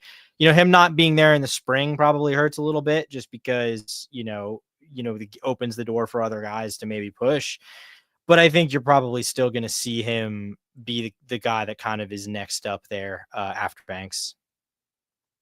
Yeah, so then we go. Oh, so a name I forgot to mention because he's a true freshman who wasn't on the roster.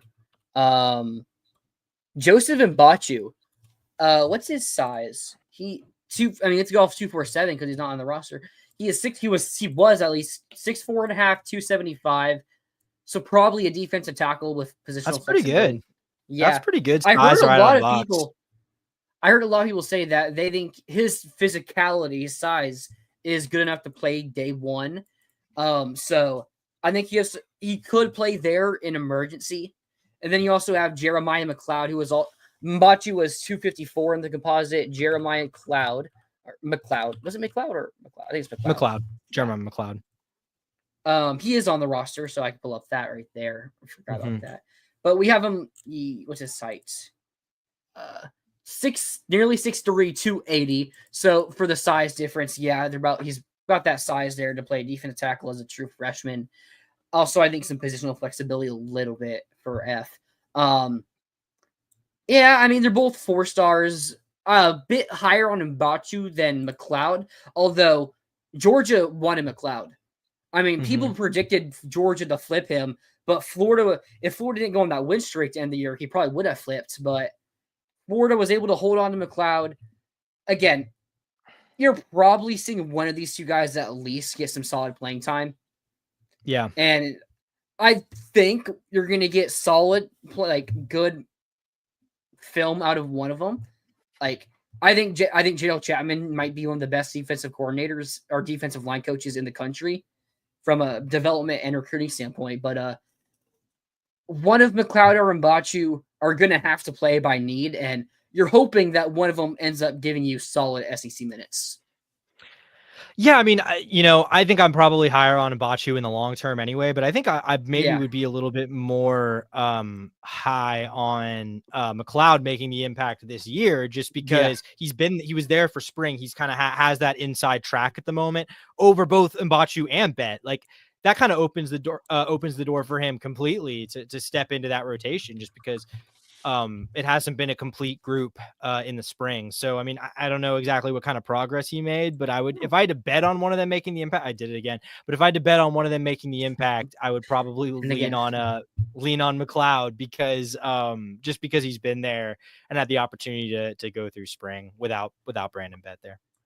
I thought McLeod was ranked a lot lower. He was ranked 298. I thought he was like the mid 300s. So only like 50 spots lower than Mbachu. But yeah, I mean, he's probably day one ready more compared to Mbachu, and not just on the fact that McLeod was here in the spring, but when he recruited, Mbachu was unranked when we offered him and when he committed, I'm pretty sure. So it was a newer player to football, but we'll see what ends up happening there. You have the pieces to have some decent depth, but it's not as good as you would hope. Yeah. And it also is impacted by the fact that we go to the nose tackle position. You're probably starting Jamari Lyons, who, if you told me that 2 years ago, I'm thinking that's probably a good thing. But he's coming off that ACL injury. We haven't listed at 6'4", 6'3.5", 308. He's a lot smaller than I thought he would be. He looked a lot. What was his size his freshman year or 2 years ago when he played in 2023? Jamari Lyons was right here, D line. 6'4", 305. So he hasn't put on the weight, but I mean the injury is probably why. I mean, it's pretty easily to understand why. So you're probably thinking he's putting some weight on over the summer and since spring. So he'll probably maybe get to like 15, 20, 315, 320 there. But I think Lions, if he was your backup, you'd be very excited. Or Borreau, who was our backup last year. Borreau played some really good minutes, I thought, as a true freshman. Mm-hmm. Now, can one of them step up and be a really good starter or a good starter? Can they, or really the question is, can they not be a weakness? Because if you just put them next to Banks, Sapp, and Gums or McCray or Woods coming off the edge, you're looking really good there on that defensive line if he can just be a neutral player on that team. Now, if you're getting better than that, which you hope for, then you're looking really good, which what we saw from his Redford freshman season was him being a potential guy that's a really good player for us. I actually, a bit off, not off topic, but Walter Picks, if you know them, they released a mock draft for the 2026 mock draft. One of the worst mock drafts. It had not Eugene Wilson. It had Elijah Badger in it, who was just in the draft. Like, and it had and got picked, right? No, he was undrafted. He was undrafted. Okay, I thought he slid in the 7th round. No, but they had a bunch of misspelled. Can you guess how they had Jamari Lyons spelled? It's only the first name. It's only the first name they spelled wrong. Was it like with a Y at the end? Like, how do you? I would think they would have just spelled lions like the animal. It's not even like a misspelling because it's a name. They called him Jabari Lyons. Oh, they just called him the wrong name. Oh, okay. Like, I mean the B and M are close on a keyboard, I guess, but like they had a bunch of misspelling. I mean, I told you they had Elijah Badger. I mean, and they called him Jabari Lyons again. Lyons didn't even play last year, and he split snaps with KM Jackson in 2023. Like, having Lyons as a 2nd round pick is a very interesting take there. But if you're getting a 2nd round pick in Jamari Lyons, then this is the best defensive line in college football. Yeah. No, I mean, I think looking at Jamari Lyons and Jabari Lyons and the nose tackle position, I think. This isn't, we're not really breaking new ground here. I think I think most people listening to this agree that the nose tackle spot is the biggest question mark on the team, like by a pretty wide margin. Like I don't even biggest think pretty hard starting question mark, at least. Yeah. At the top, like I mean, I'd say like the 2 deep it's the biggest question mark 2 deep. I'd say all in all that we've got. Mm-hmm. But like with that being said, like it's not, I don't think it necessarily is going to be bad or even like, okay. Like, I mean, it's not like there's just no one there. It's not like they don't have guys that they've been developing to potentially take over that position. I mean, you've got Lyons, who unfortunately was robbed of a year of his development last year. And then Borreau, who, impressed as much as you can playing kind of sporadic snaps as a true freshman there at that spot. So I think both of those guys, you look at it and it's like, doesn't take a massive leap in logic to see either of them being pretty good this year. It's just by far the least proven. I mean, we just know very little about either of these guys and how they're going to handle being like, how either of them would handle being like every down players in the SEC. That I think kind of remains to be seen. So until we see that, I think it's liable to be I guess I should say could be the biggest liability on the team. But I don't necessarily think we will be thinking that way by the end of the season. Like, I don't know if in November we'll be sitting there going nose tackle is the worst position on the team. Like, I'm not even saying that I think there's one that I specifically think is going to be worse. I'm just saying it's not too hard to imagine one or both of those guys having like breakout seasons. I don't think that's like that, outside the lines of realism. Yeah, I think you're going to end up seeing us play, like small ball without a true nose tackle out there. You also got Tavares Brown, who's nearly 6'7", 290. Flexibility of D tackle, nose tackle there. But I mean, I don't know how much we should get into this with Stephon Shivers because the situation that's happening there. So we just won't mention his name until we get like official word on what's happening there. But that's why we're bringing in Jameer Perez, who's 6'4", 340 already in this recruiting class. Maybe we'll go after another nose tackle. It's like I thought we saw some good football from Moreau. Worst case needs to be they're just neutrals. Because if they're just neutral players, you can still let your other 3 guys in the D line and edge out coming out there be possibly elite players and creating havoc in the backfield. And again, they don't even have to be great for them to make an impact just because of how much attention all those other guys are going to draw. Like maybe they're the beneficiaries of that. So, but yeah, they just can't be like straight up liabilities. They can't be guys that weigh the unit down by being out there. But otherwise, I think, and we'll get into the other spots on the defense in the coming weeks, but I think really outside of that position, you're looking at a defense that if healthy should be good to very good, if not great. Yeah, it just depends. How would you grade the entire defensive line? What did we give the O-line? I mean, we grade them individually. I think we gave an A-. That sounds right.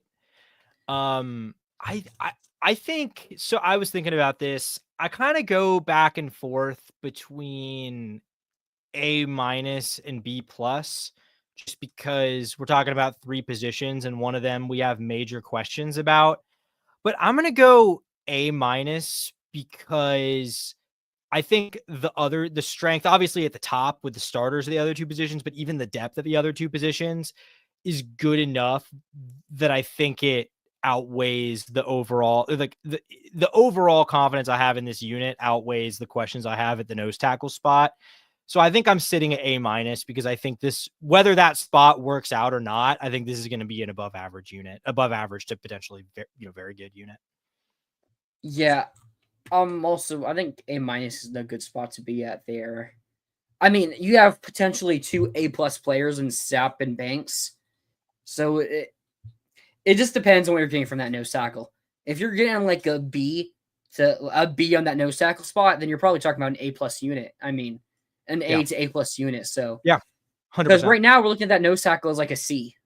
Yeah, that's probably what I would get. If you asked me to like grade that unit individually, I'd maybe go C+ because there's some recruiting pedigree there at least, but like I guess it's not like we're playing walk-ons. Yeah, but I'm trying to remember, I'm trying to remember how highly recruited Lyons is a 4-star. Was he? Okay. He was in like the 200s, I think. Okay. I'm pulling up now. I mean, Burrow was in like the 700s, but yeah, he wasn't Burrow committed to Georgia at one point? Honestly, not sure, but I will say, like, once you are playing, like, what? Lions, so 247 had him at 233, but the composite, he was 371. Okay. I'll say this about Burrow, though. I'm not saying he's going to be great or anything, but once you have played quite a few like meaningful snaps in the SEC as a true freshman, I kind of no longer care that you were ranked in the 700s out of high school. You know what I mean? Like at that point, like if you're playing on a good defensive line in the SEC as a true freshman, like I don't really care what you were ranked at that point. Even if he doesn't end up being a great player, like obviously I think it's safe to say he was better than the 700s. So yeah. Well, it's also nose tackles just always are ranked lower. Yeah. What happened? He decommitted from us in September, and he got crystal ball to Georgia, but then ended up committing back to us on December 2nd and signed December 20th. So Georgia is getting in talks with him. I don't know if they passed on him or what ended up happening there. So, but like, yeah, I mean, he's getting attention from other SEC schools and stuff. So, yeah, he had that pedigree. Yeah. So apparently, we're waiting. There's a potential for another commitment tonight of whom I'm not sure of. Well, that might not be tonight, and it might just be in the near future. Gotcha. And something else, Preston Carey is a defensive lineman who's on a visit. He released his visit pictures, and he's next to Caleb Banks. this dude has some massive hands and arms. Like his forearms are bigger than my calves. Okay. I mean, geez. All right. And we have one more sec. Oh, yeah, recruiting weekend. Actually, let's do this first. Check out the Voice of College Football website.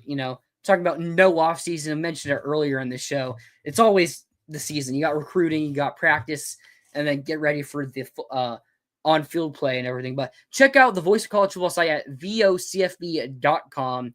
Bunch of different articles. It has the times for every show on that day. Great stuff. Great writers. They actually have a writer about Evan Stewart's injury, which we'll get into in a second there. But I'm not sure exactly how the site works with that, but because it's not in order from dates. I think because you can log in, subscribe to channels and everything like that on the site. Works really well and everything. But you should also follow the Voice of College Football on Twitter. Posted the article that was written about the Evan Stewart injury. Something that really hurts to see. I mean, you were working at LSU, so I don't know how much you followed Florida recruiting back in that 2022 cycle it was. I did, but more as like a fan, like more casually than like professionally, which I would say I more do now. Yeah, so what happened here, we had I bet you remember Nick Evers was committed to us under Dan Mullen in that cycle. And Nick Evers and Evan Stewart were like besties. They went on vacation together and everything. Like they both took the official visit together. And it looked like there was a good chance Florida Evan Stewart, who was that 5-star receiver. And then Dan Mullen recruiting just ends up happening. Everything dies down. And then the season goes on and everything falls apart. Evan Stewart ends up going to Texas A&M. And, also room for Evan Stewart because I thought he was the best receiver in the class that year. And his freshman year at Texas A&M was phenomenal. I mean, I remember he single-handedly carried them to that game against Alabama, making some phenomenal catches and everything. And I thought he was going to be a first-round pick after that year, like obviously after his junior year. But after that freshman year, I thought, hey, in 2024 or 2025, he was going to end up being a first-round pick. Like half that defense you thought they had was going to be. But, yeah. And then goes to Oregon. I don't think he had the Dylan Gabriel is a great QB, but I don't know if Dylan Gabriel is the right QB for Evan Stewart type of player. I think Stewart needs a bigger arm mobility. I mean, Dylan Gabriel has mobility, but a bigger arm with the mobility. And I think Dante Moore was supposed to be that guy for him, but suffers that injury and is probably going to miss the season, which sucks to see. Yeah, no, that's a massive bummer for him and for Oregon. That just really sucks. Yeah, we got a comment from Rob here. I got a B- pass rush. Still leaves a lot to be desired. I mean, Gums had 5 sacks last year when he was playing at the Sam spot. We expect him to play a lot more at the Jack spot this year, which means a lot more pass rushing. I'd be shocked if Gums isn't like 7 sacks more this year. And just to be clear, Rob, too, in terms of the grades we gave, we're not factoring in those Jack, like the more hybrid outside linebacker defensive edge rushing role. We're not factoring. So LJ and Gums, we're going to be factoring them in when we talk about linebackers next week, just to be clear. And then I think we making a mistake with LJ like we did the end from last year with Kelby. I don't think anyone was hyping up. The difference is LJ McCray had 3 top 10 rankings. Was a 5-star out of high school. I mean, Kelby Collins was a top 50 guy, but there's a difference in between that top 10 and being like the 40s. I mean, LJ McCray is just such a great athlete that if he's not making an impact this year, then we made a mistake landing him out of high school. And I'm trying to figure out, is Rob saying that he thinks the mistake we're making is playing him on the outside rather than as an F? Or is it like, that's what I'm not quite sure. I think that's what he's saying. Like, maybe he played F last year because they did move Kelby Collins during his time. Yes, so that's why I assumed that's what Rob was trying to say. I mean, LJ McCray is listed at 6'6", 264, so he's a pretty big F. But I mean, he's just like that freak athlete out there. Like George Gums isn't. I mean, George Gums is actually a surprisingly great athlete for what his upcomings for like being a 2-star recruit and going as a receiver and everything. And his physique is crazy, but like LJ McCray, you're expecting to be that next level athlete. I mean, that athlete that changes an entire defensive line. So I think there's a bit more reason to have hopes that McCray can take that next step next year. Mm-hmm. Yeah, I mean, I think, and again, we'll talk about this more next week when we get into linebackers, but I would not be concerned about LJ. I mean, I think we need to find a way to utilize him a little bit more than we did last year. And I think he has the talent and the recruiting pedigree to be a dominant guy on the outside at the jack position. So I don't really have an issue with the way it seems that Florida's going to be using him this year. Yeah. All right. Let me put this up. And we've already talked about 2 commitments here today from this exciting weekend of recruiting. We had 2 commitments last weekend with Janari Carr, and then Caden Hall committed on Wednesday. So this week we already have 2, but we're going to round out the rest of this recruiting weekend here. We're going to start off with the biggest name from this class, or from this recruiting trip. Sadarian Morgan, 5-star receiver, number 1 receiver in my opinion in the class. He's 6'4", 220. At least ranked 11th on the 247 composite. Out of Alexander City, Alabama. That's a big school, right? Didn't they produce like Quay Rousseau and there's like 2 5-stars in the D-line in one class from them that year, I'm pretty sure. I don't remember, to be honest with you, but it's very possible. Yeah, so big out of the big school from Alabama coming in. I mean, we talked about it before. I can't remember if we talked earlier in the show, if I was telling you about it. I made the prediction before like a couple months ago when he announced he's high on Florida and taking OV, that we'd end up finishing second behind Alabama. Well, he just finished up his official visit, and he said Florida's either first or second, which sounds great, and it is great, obviously, but the thing we're forgetting is he still has 2 official visits to Auburn and Alabama, who have been the 2 teams that with the most buzz in his recruitment so far. Now, maybe that official visit changed things up because he's taken some other ones. Where did he go to? I think Colorado and Georgia. He's already visited, so he's experienced some OVs, so it shouldn't be an OV high from UF because it's not his first one he's ever taken. So maybe there is some buzz, and maybe there's a chance he ends up being a Gator come July 2nd on his commitment date. But however, I think his whole household is Bama. I think we passed Auburn. Like, I don't think he goes to Auburn. I think we finish second, maybe first, but I think there's a good chance we finish second, but maybe we are just like the best official visit in the country. Does seem like guys are always very high on us after they leave, whether that sustains itself or not. But yeah, I mean, when I was saying earlier that when you look at the receiver targets, they've kind of got like their plan A guys and their plan B guys. Like Sadarian Morgan was kind of pretty clearly who I was thinking of when I was talking about plan A guys, like the elite guys that they're shooting their shot for. I mean, like, it's good to see that it seems that these visits are being impactful and that Florida's getting in the mix. I mean, you know, if you're in the mix for a 5-star guy that, you know, Alabama and Auburn are both going after, that's good. A 5-star from Alabama, I should say. Like, that's what you like to see. It's just, I'm kind of with you.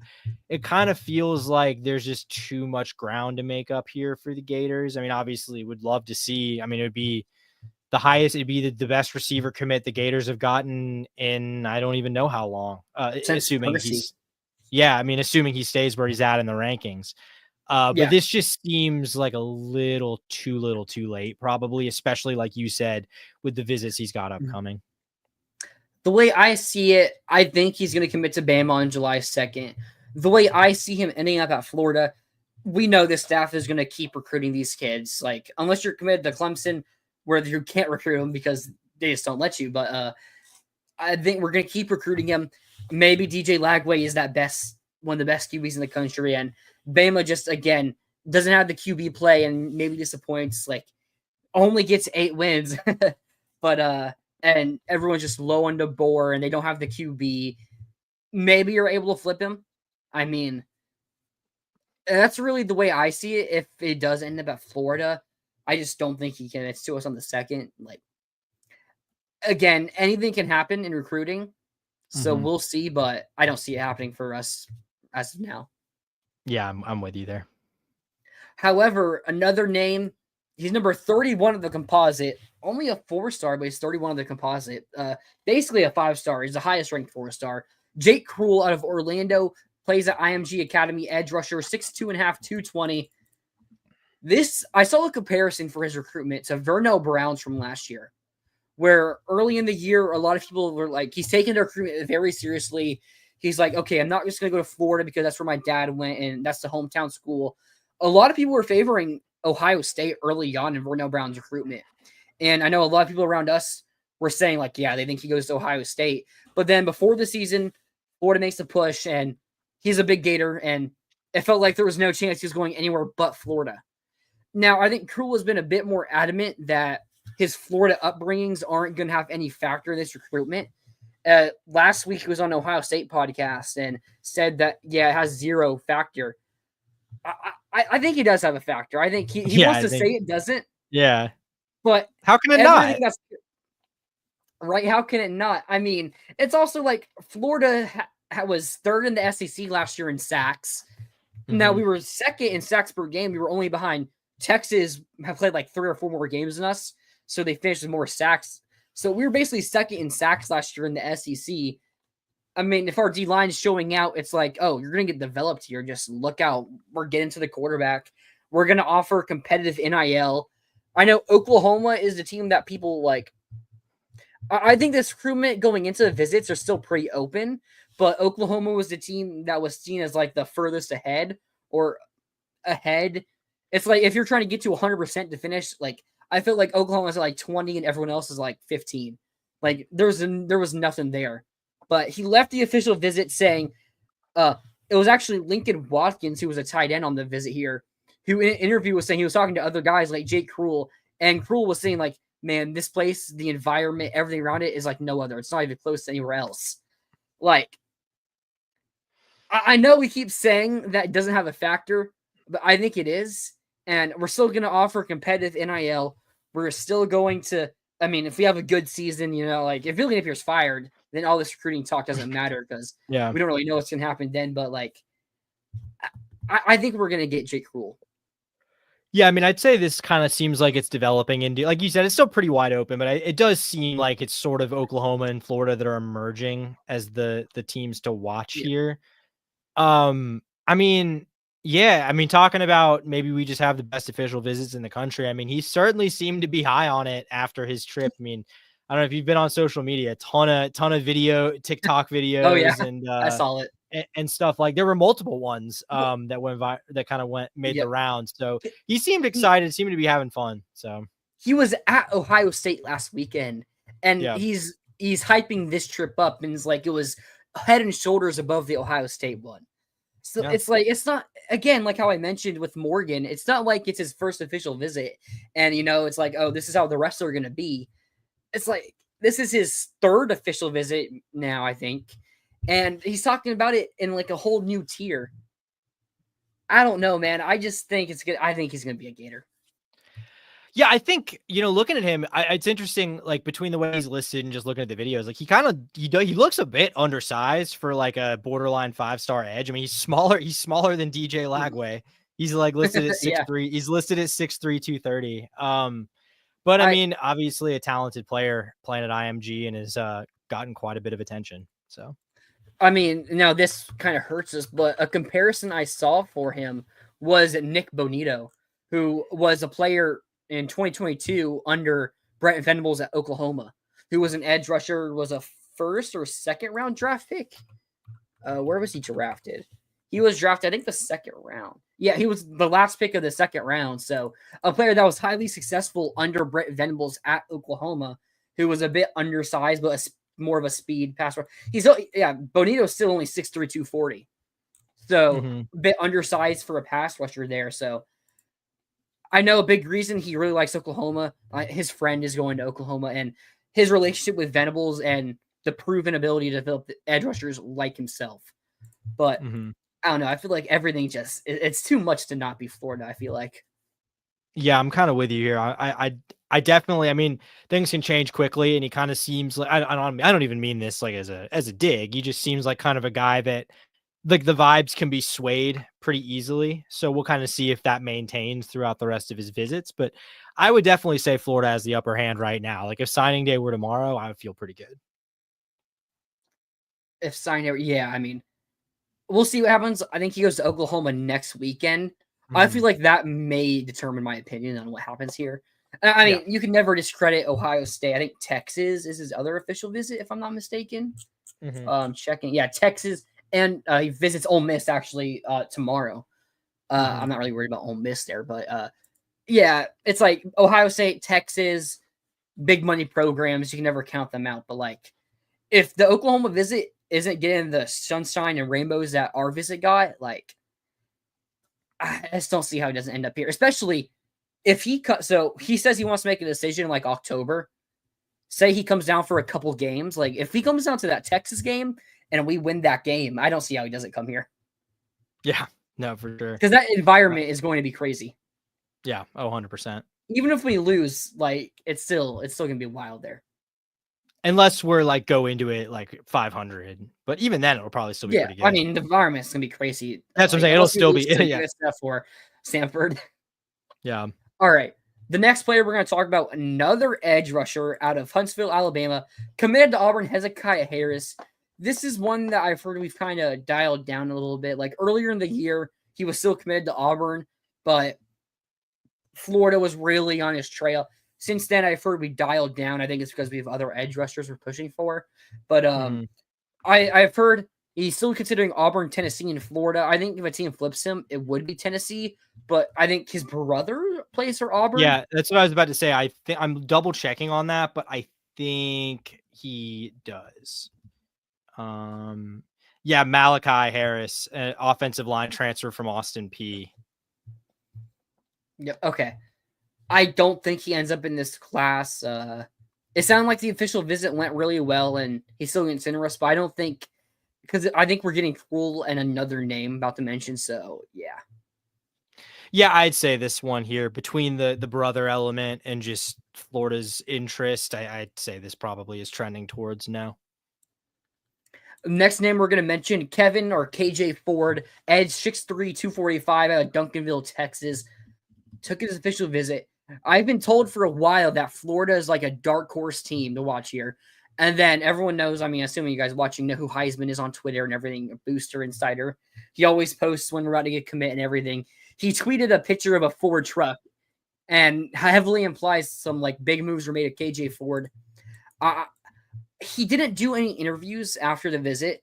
He actually he got out the building and got in an SUV with Joe Hamilton, one of our recruiting directors, who's also from Texas. I've heard Joe Hamilton is a huge part of this recruitment. I mean, getting Joe Hamilton back from Texas A&M earlier this year, I think is huge for us.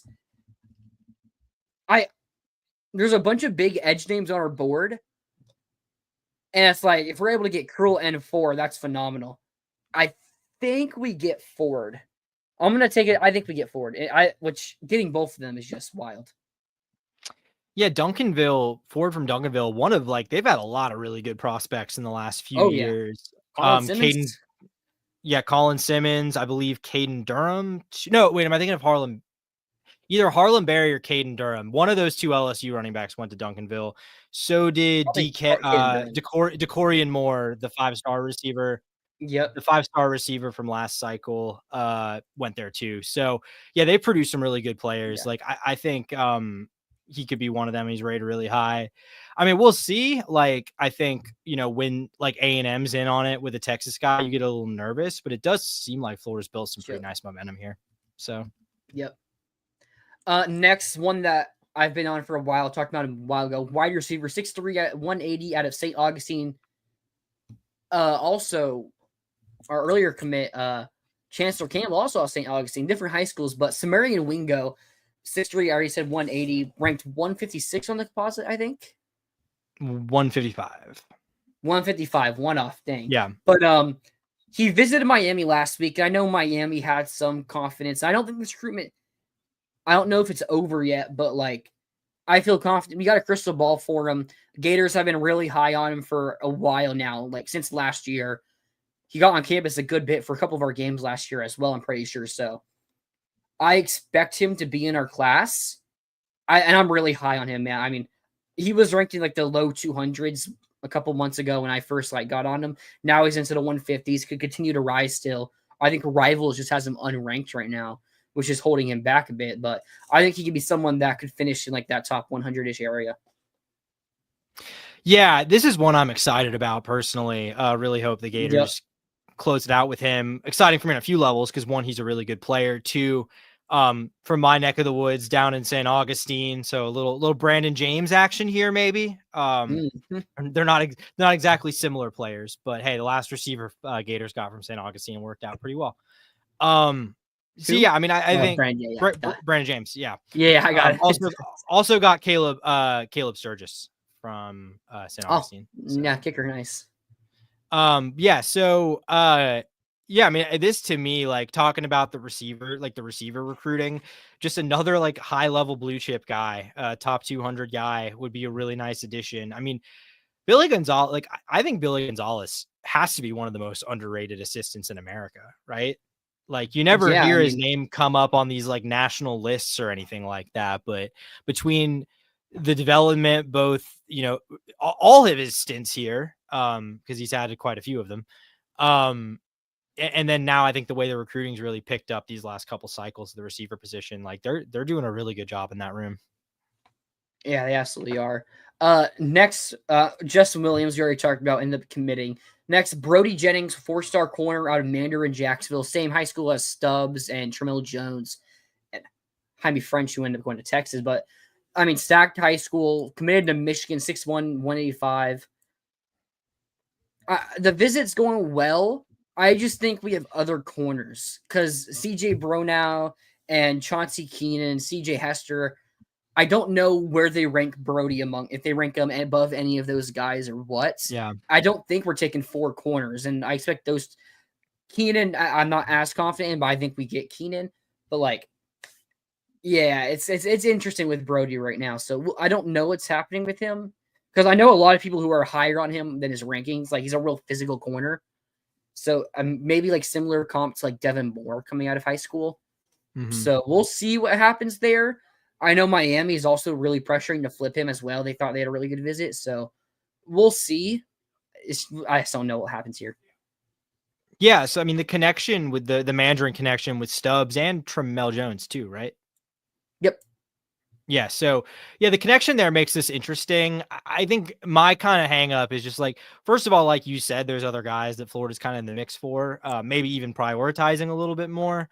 And then also you kind of get to the point of kind of have to ask the question, like Michigan has been willing to spend recently, and depending on how badly they want this kid, like, is it worth getting in a bidding war with them when there's other guys who you probably have a pretty good chance at, who you like as much, if not more?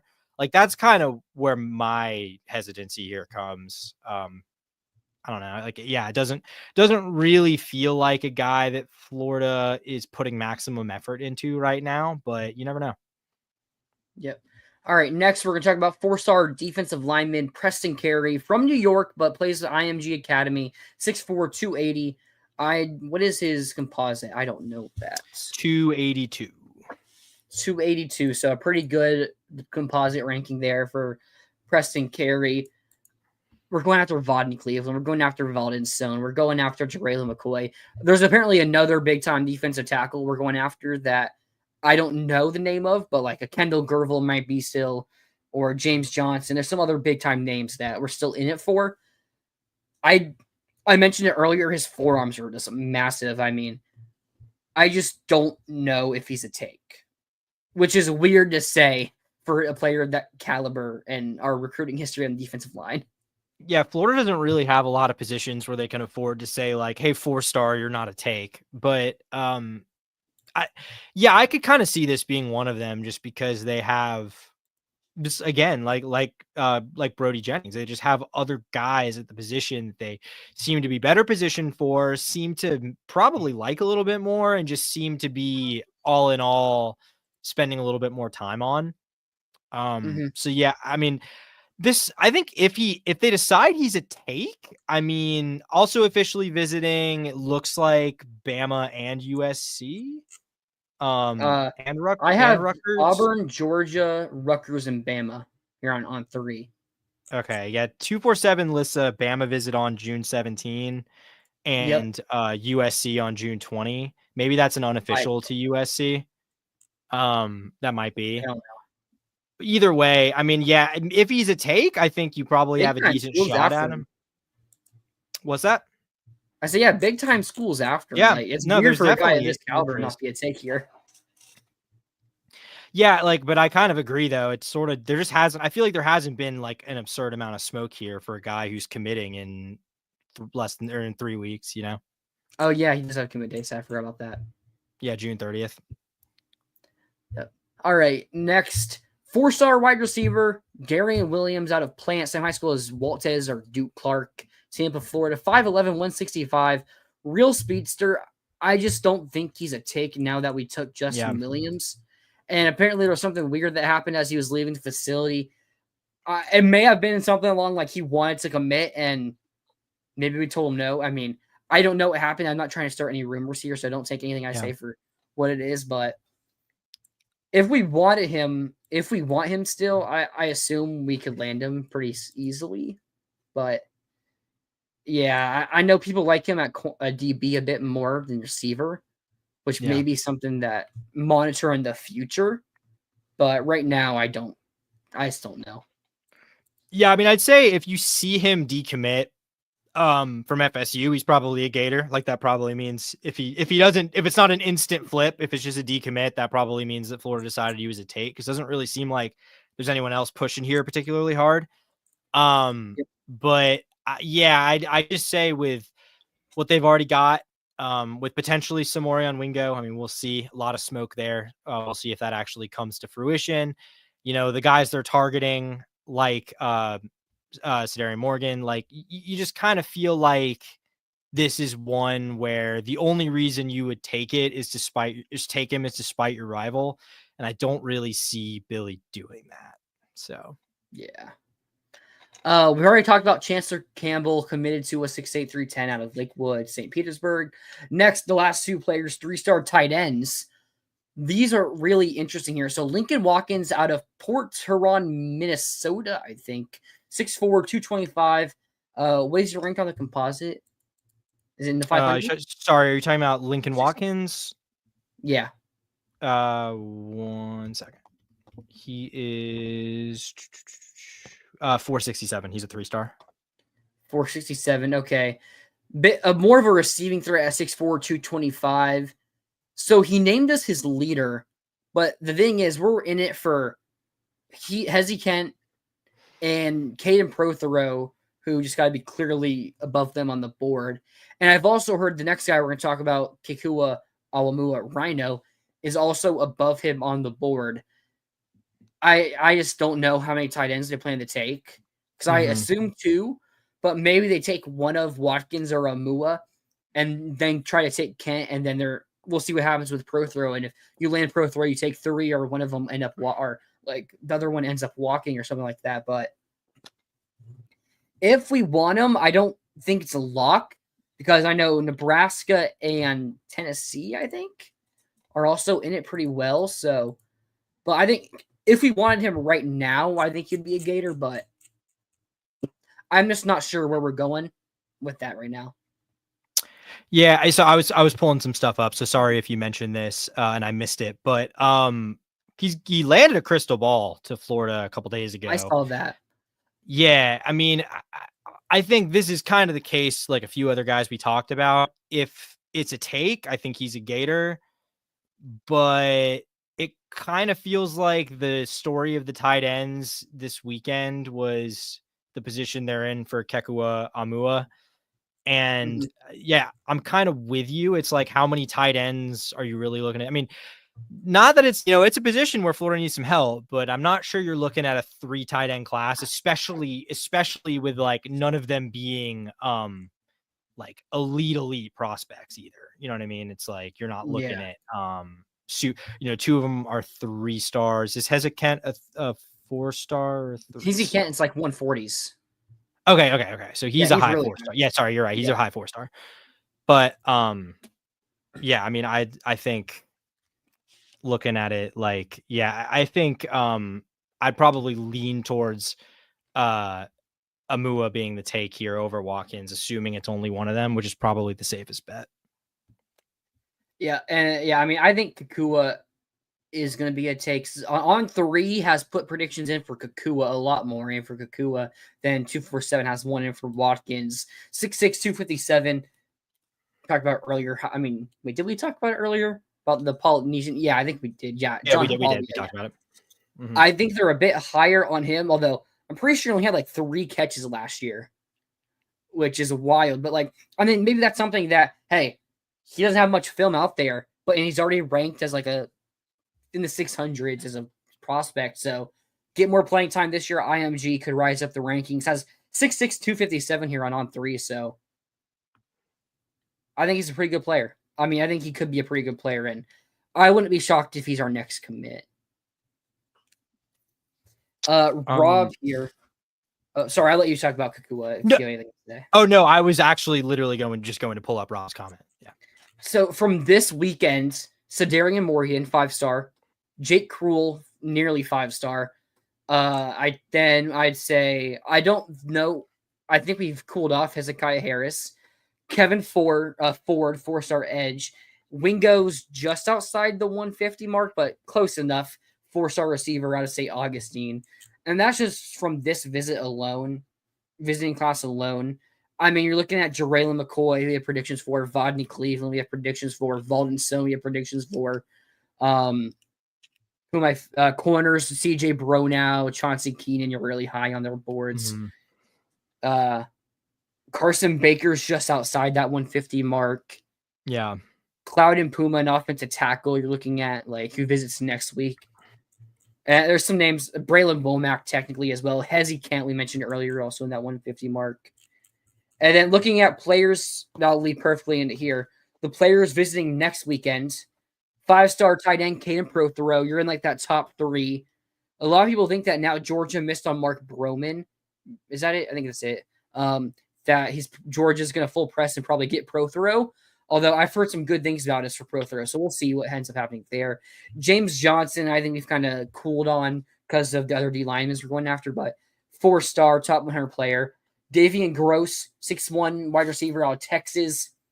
I think this is more of a hat on the table type of thing, but because I think he's a slot receiver, I don't think we take another after Justin Williams. And then you got Isaiah Williams, the linebacker. Who knows what happens there? Trenton Henderson, another edge rusher. I mean, goodness. I don't think we land Henderson, but named us and LSU as his top 2. Another D lineman, Kendall Gervil, 133 on 3's industry. It's like our D line class is already very stacked, but I've heard some. I know there's one other name outside of the Sohn, and Cleveland and McCoy and Perez that we're looking after and trying to land. Next up, also visiting is Valden Stone. Out of Virginia, is from Norway, I think. Then another receiver. I've heard some good things about Marquez Daniel out of Booker T. Washington. 6'5", 187. Is that 162 on the industry. I think he's top 150 on the composite. Next visitor, 6'8", Cloud and Puma out of Chicago, Illinois. Top 3, I believe, was Nebraska, Auburn, Florida. I think Oklahoma, or there was another big-time school. I think Auburn, actually, also was trying to get into that recruitment. So, big-time one. That would be like that big off-the tackle get in this class. That would get people talking. Malik Morris, 4-star linebacker.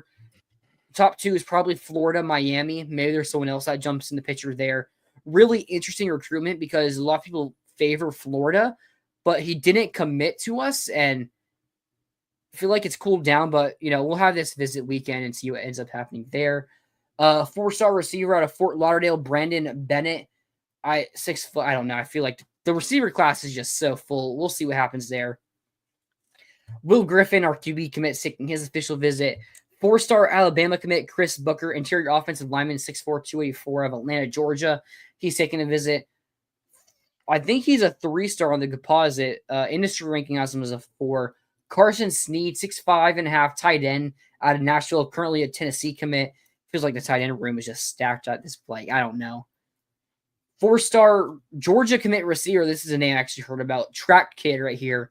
Brady, I don't know how to pronounce his last name. Marchese. I'm not sure how to pronounce it. Georgia commit, but he's been looking around a lot. Has very quick speed on him. I could see us going after him a bit more. 3-star interior offensive lineman out of St. Stephen, South Carolina, 6'4.5", 350. Desmond Green. I think we've cooled a bit on him, so I don't know if we're really going to go after him that much. 3-star safety Georgia commit out of Marietta, Georgia, Keelan Jones, 5'11.5". I haven't heard too much about him, so I don't know what goes on there. 3-star interior offensive lineman out of Tampa Bay Tech, 6'4", 280. Didn't he play at Mandarin last year? Or Tampa Bay Tech? Byron, who plays from... We got somebody from Tampa Bay Tech. Dallas Wilson. Yeah. Dallas Wilson's from there. He's Dallas Wilson's. I've heard he's all Miami. So I don't think we land him. And then 6'6", 290 offensive tackle from Douglasville, Georgia, Tyler Chekuyam. I think he's a if you miss on some guys type of player. We'll see what happens. I think we'll take him as a guard as well. So you got some pretty high level players on this visit. I mean, 5 top 100 players and like 3 or 4 more top 150 guys. So pretty big recruiting weekend, but I don't know how in it we are for like the top guys. Like Prothero, I've heard we're in it, but I think Georgia is going to really start to pressure him. Johnson, Gross, Isaiah Williams, who knows? Henderson, like name this in his top 2, but I feel like we have other edges. It's just weird. And then Gerville again, it's like, are we trying to take another D lineman? Or is it him, the one we're trying to take? And I think we land Stone, Daniels 50-50 with us in Auburn, and then some other names later down. So big weekend. Don't know if it compares to the last 2 though. Yeah, that's pretty comprehensive. I don't have a ton to add there beyond the Gators are busy. Gators have been busy. Good joke, Robert. Yeah, I mean, I'd say to be real, like looking at like 5 stars, like consensus 5 stars, I'm not sure there's really one right now that you would say Florida is like the favorite to land. The favorite. I mean, yeah. Like Cruel was 31st. Like I guess we're not the favorite yet, but we both think he ends up in this class. Yeah. All right. I just did a lot of talking, so I think I'm ready to head it off there. Do you have anything you want to say before we cut off? No, not really. Just, got a couple commits tonight. That's fun to see. Obviously, I think people have kind of adopted a like, I'll care about this later in the cycle attitude about recruiting, which is healthy. I think that's healthy. I think that's good to have that mindset, especially in an NIL era. But it's still nice to, see the guys committed. You want to have the class. You'd rather have the class full than the class empty. So nice to get these commits. Expect we'll probably get at least 1 or 2 more between now and the next time we go live on Sunday. You would think. Yeah. And we'll have more recruiting to talk about then. Yeah, it's actually going to pop right as I hit end stream. Yeah. That's when they're going to end up popping and recruiting. It's going to end up being like it's going to end up just being like Jake Curl. No, Jake Curl isn't committed to us today, but yeah, that's how it'll go. But no. Thank you guys for tuning in. Of course, we will be live next weekend. More recruiting talk, hopefully more commitments. It's going to be a fun time. Thanks for watching. And as always, go Gators.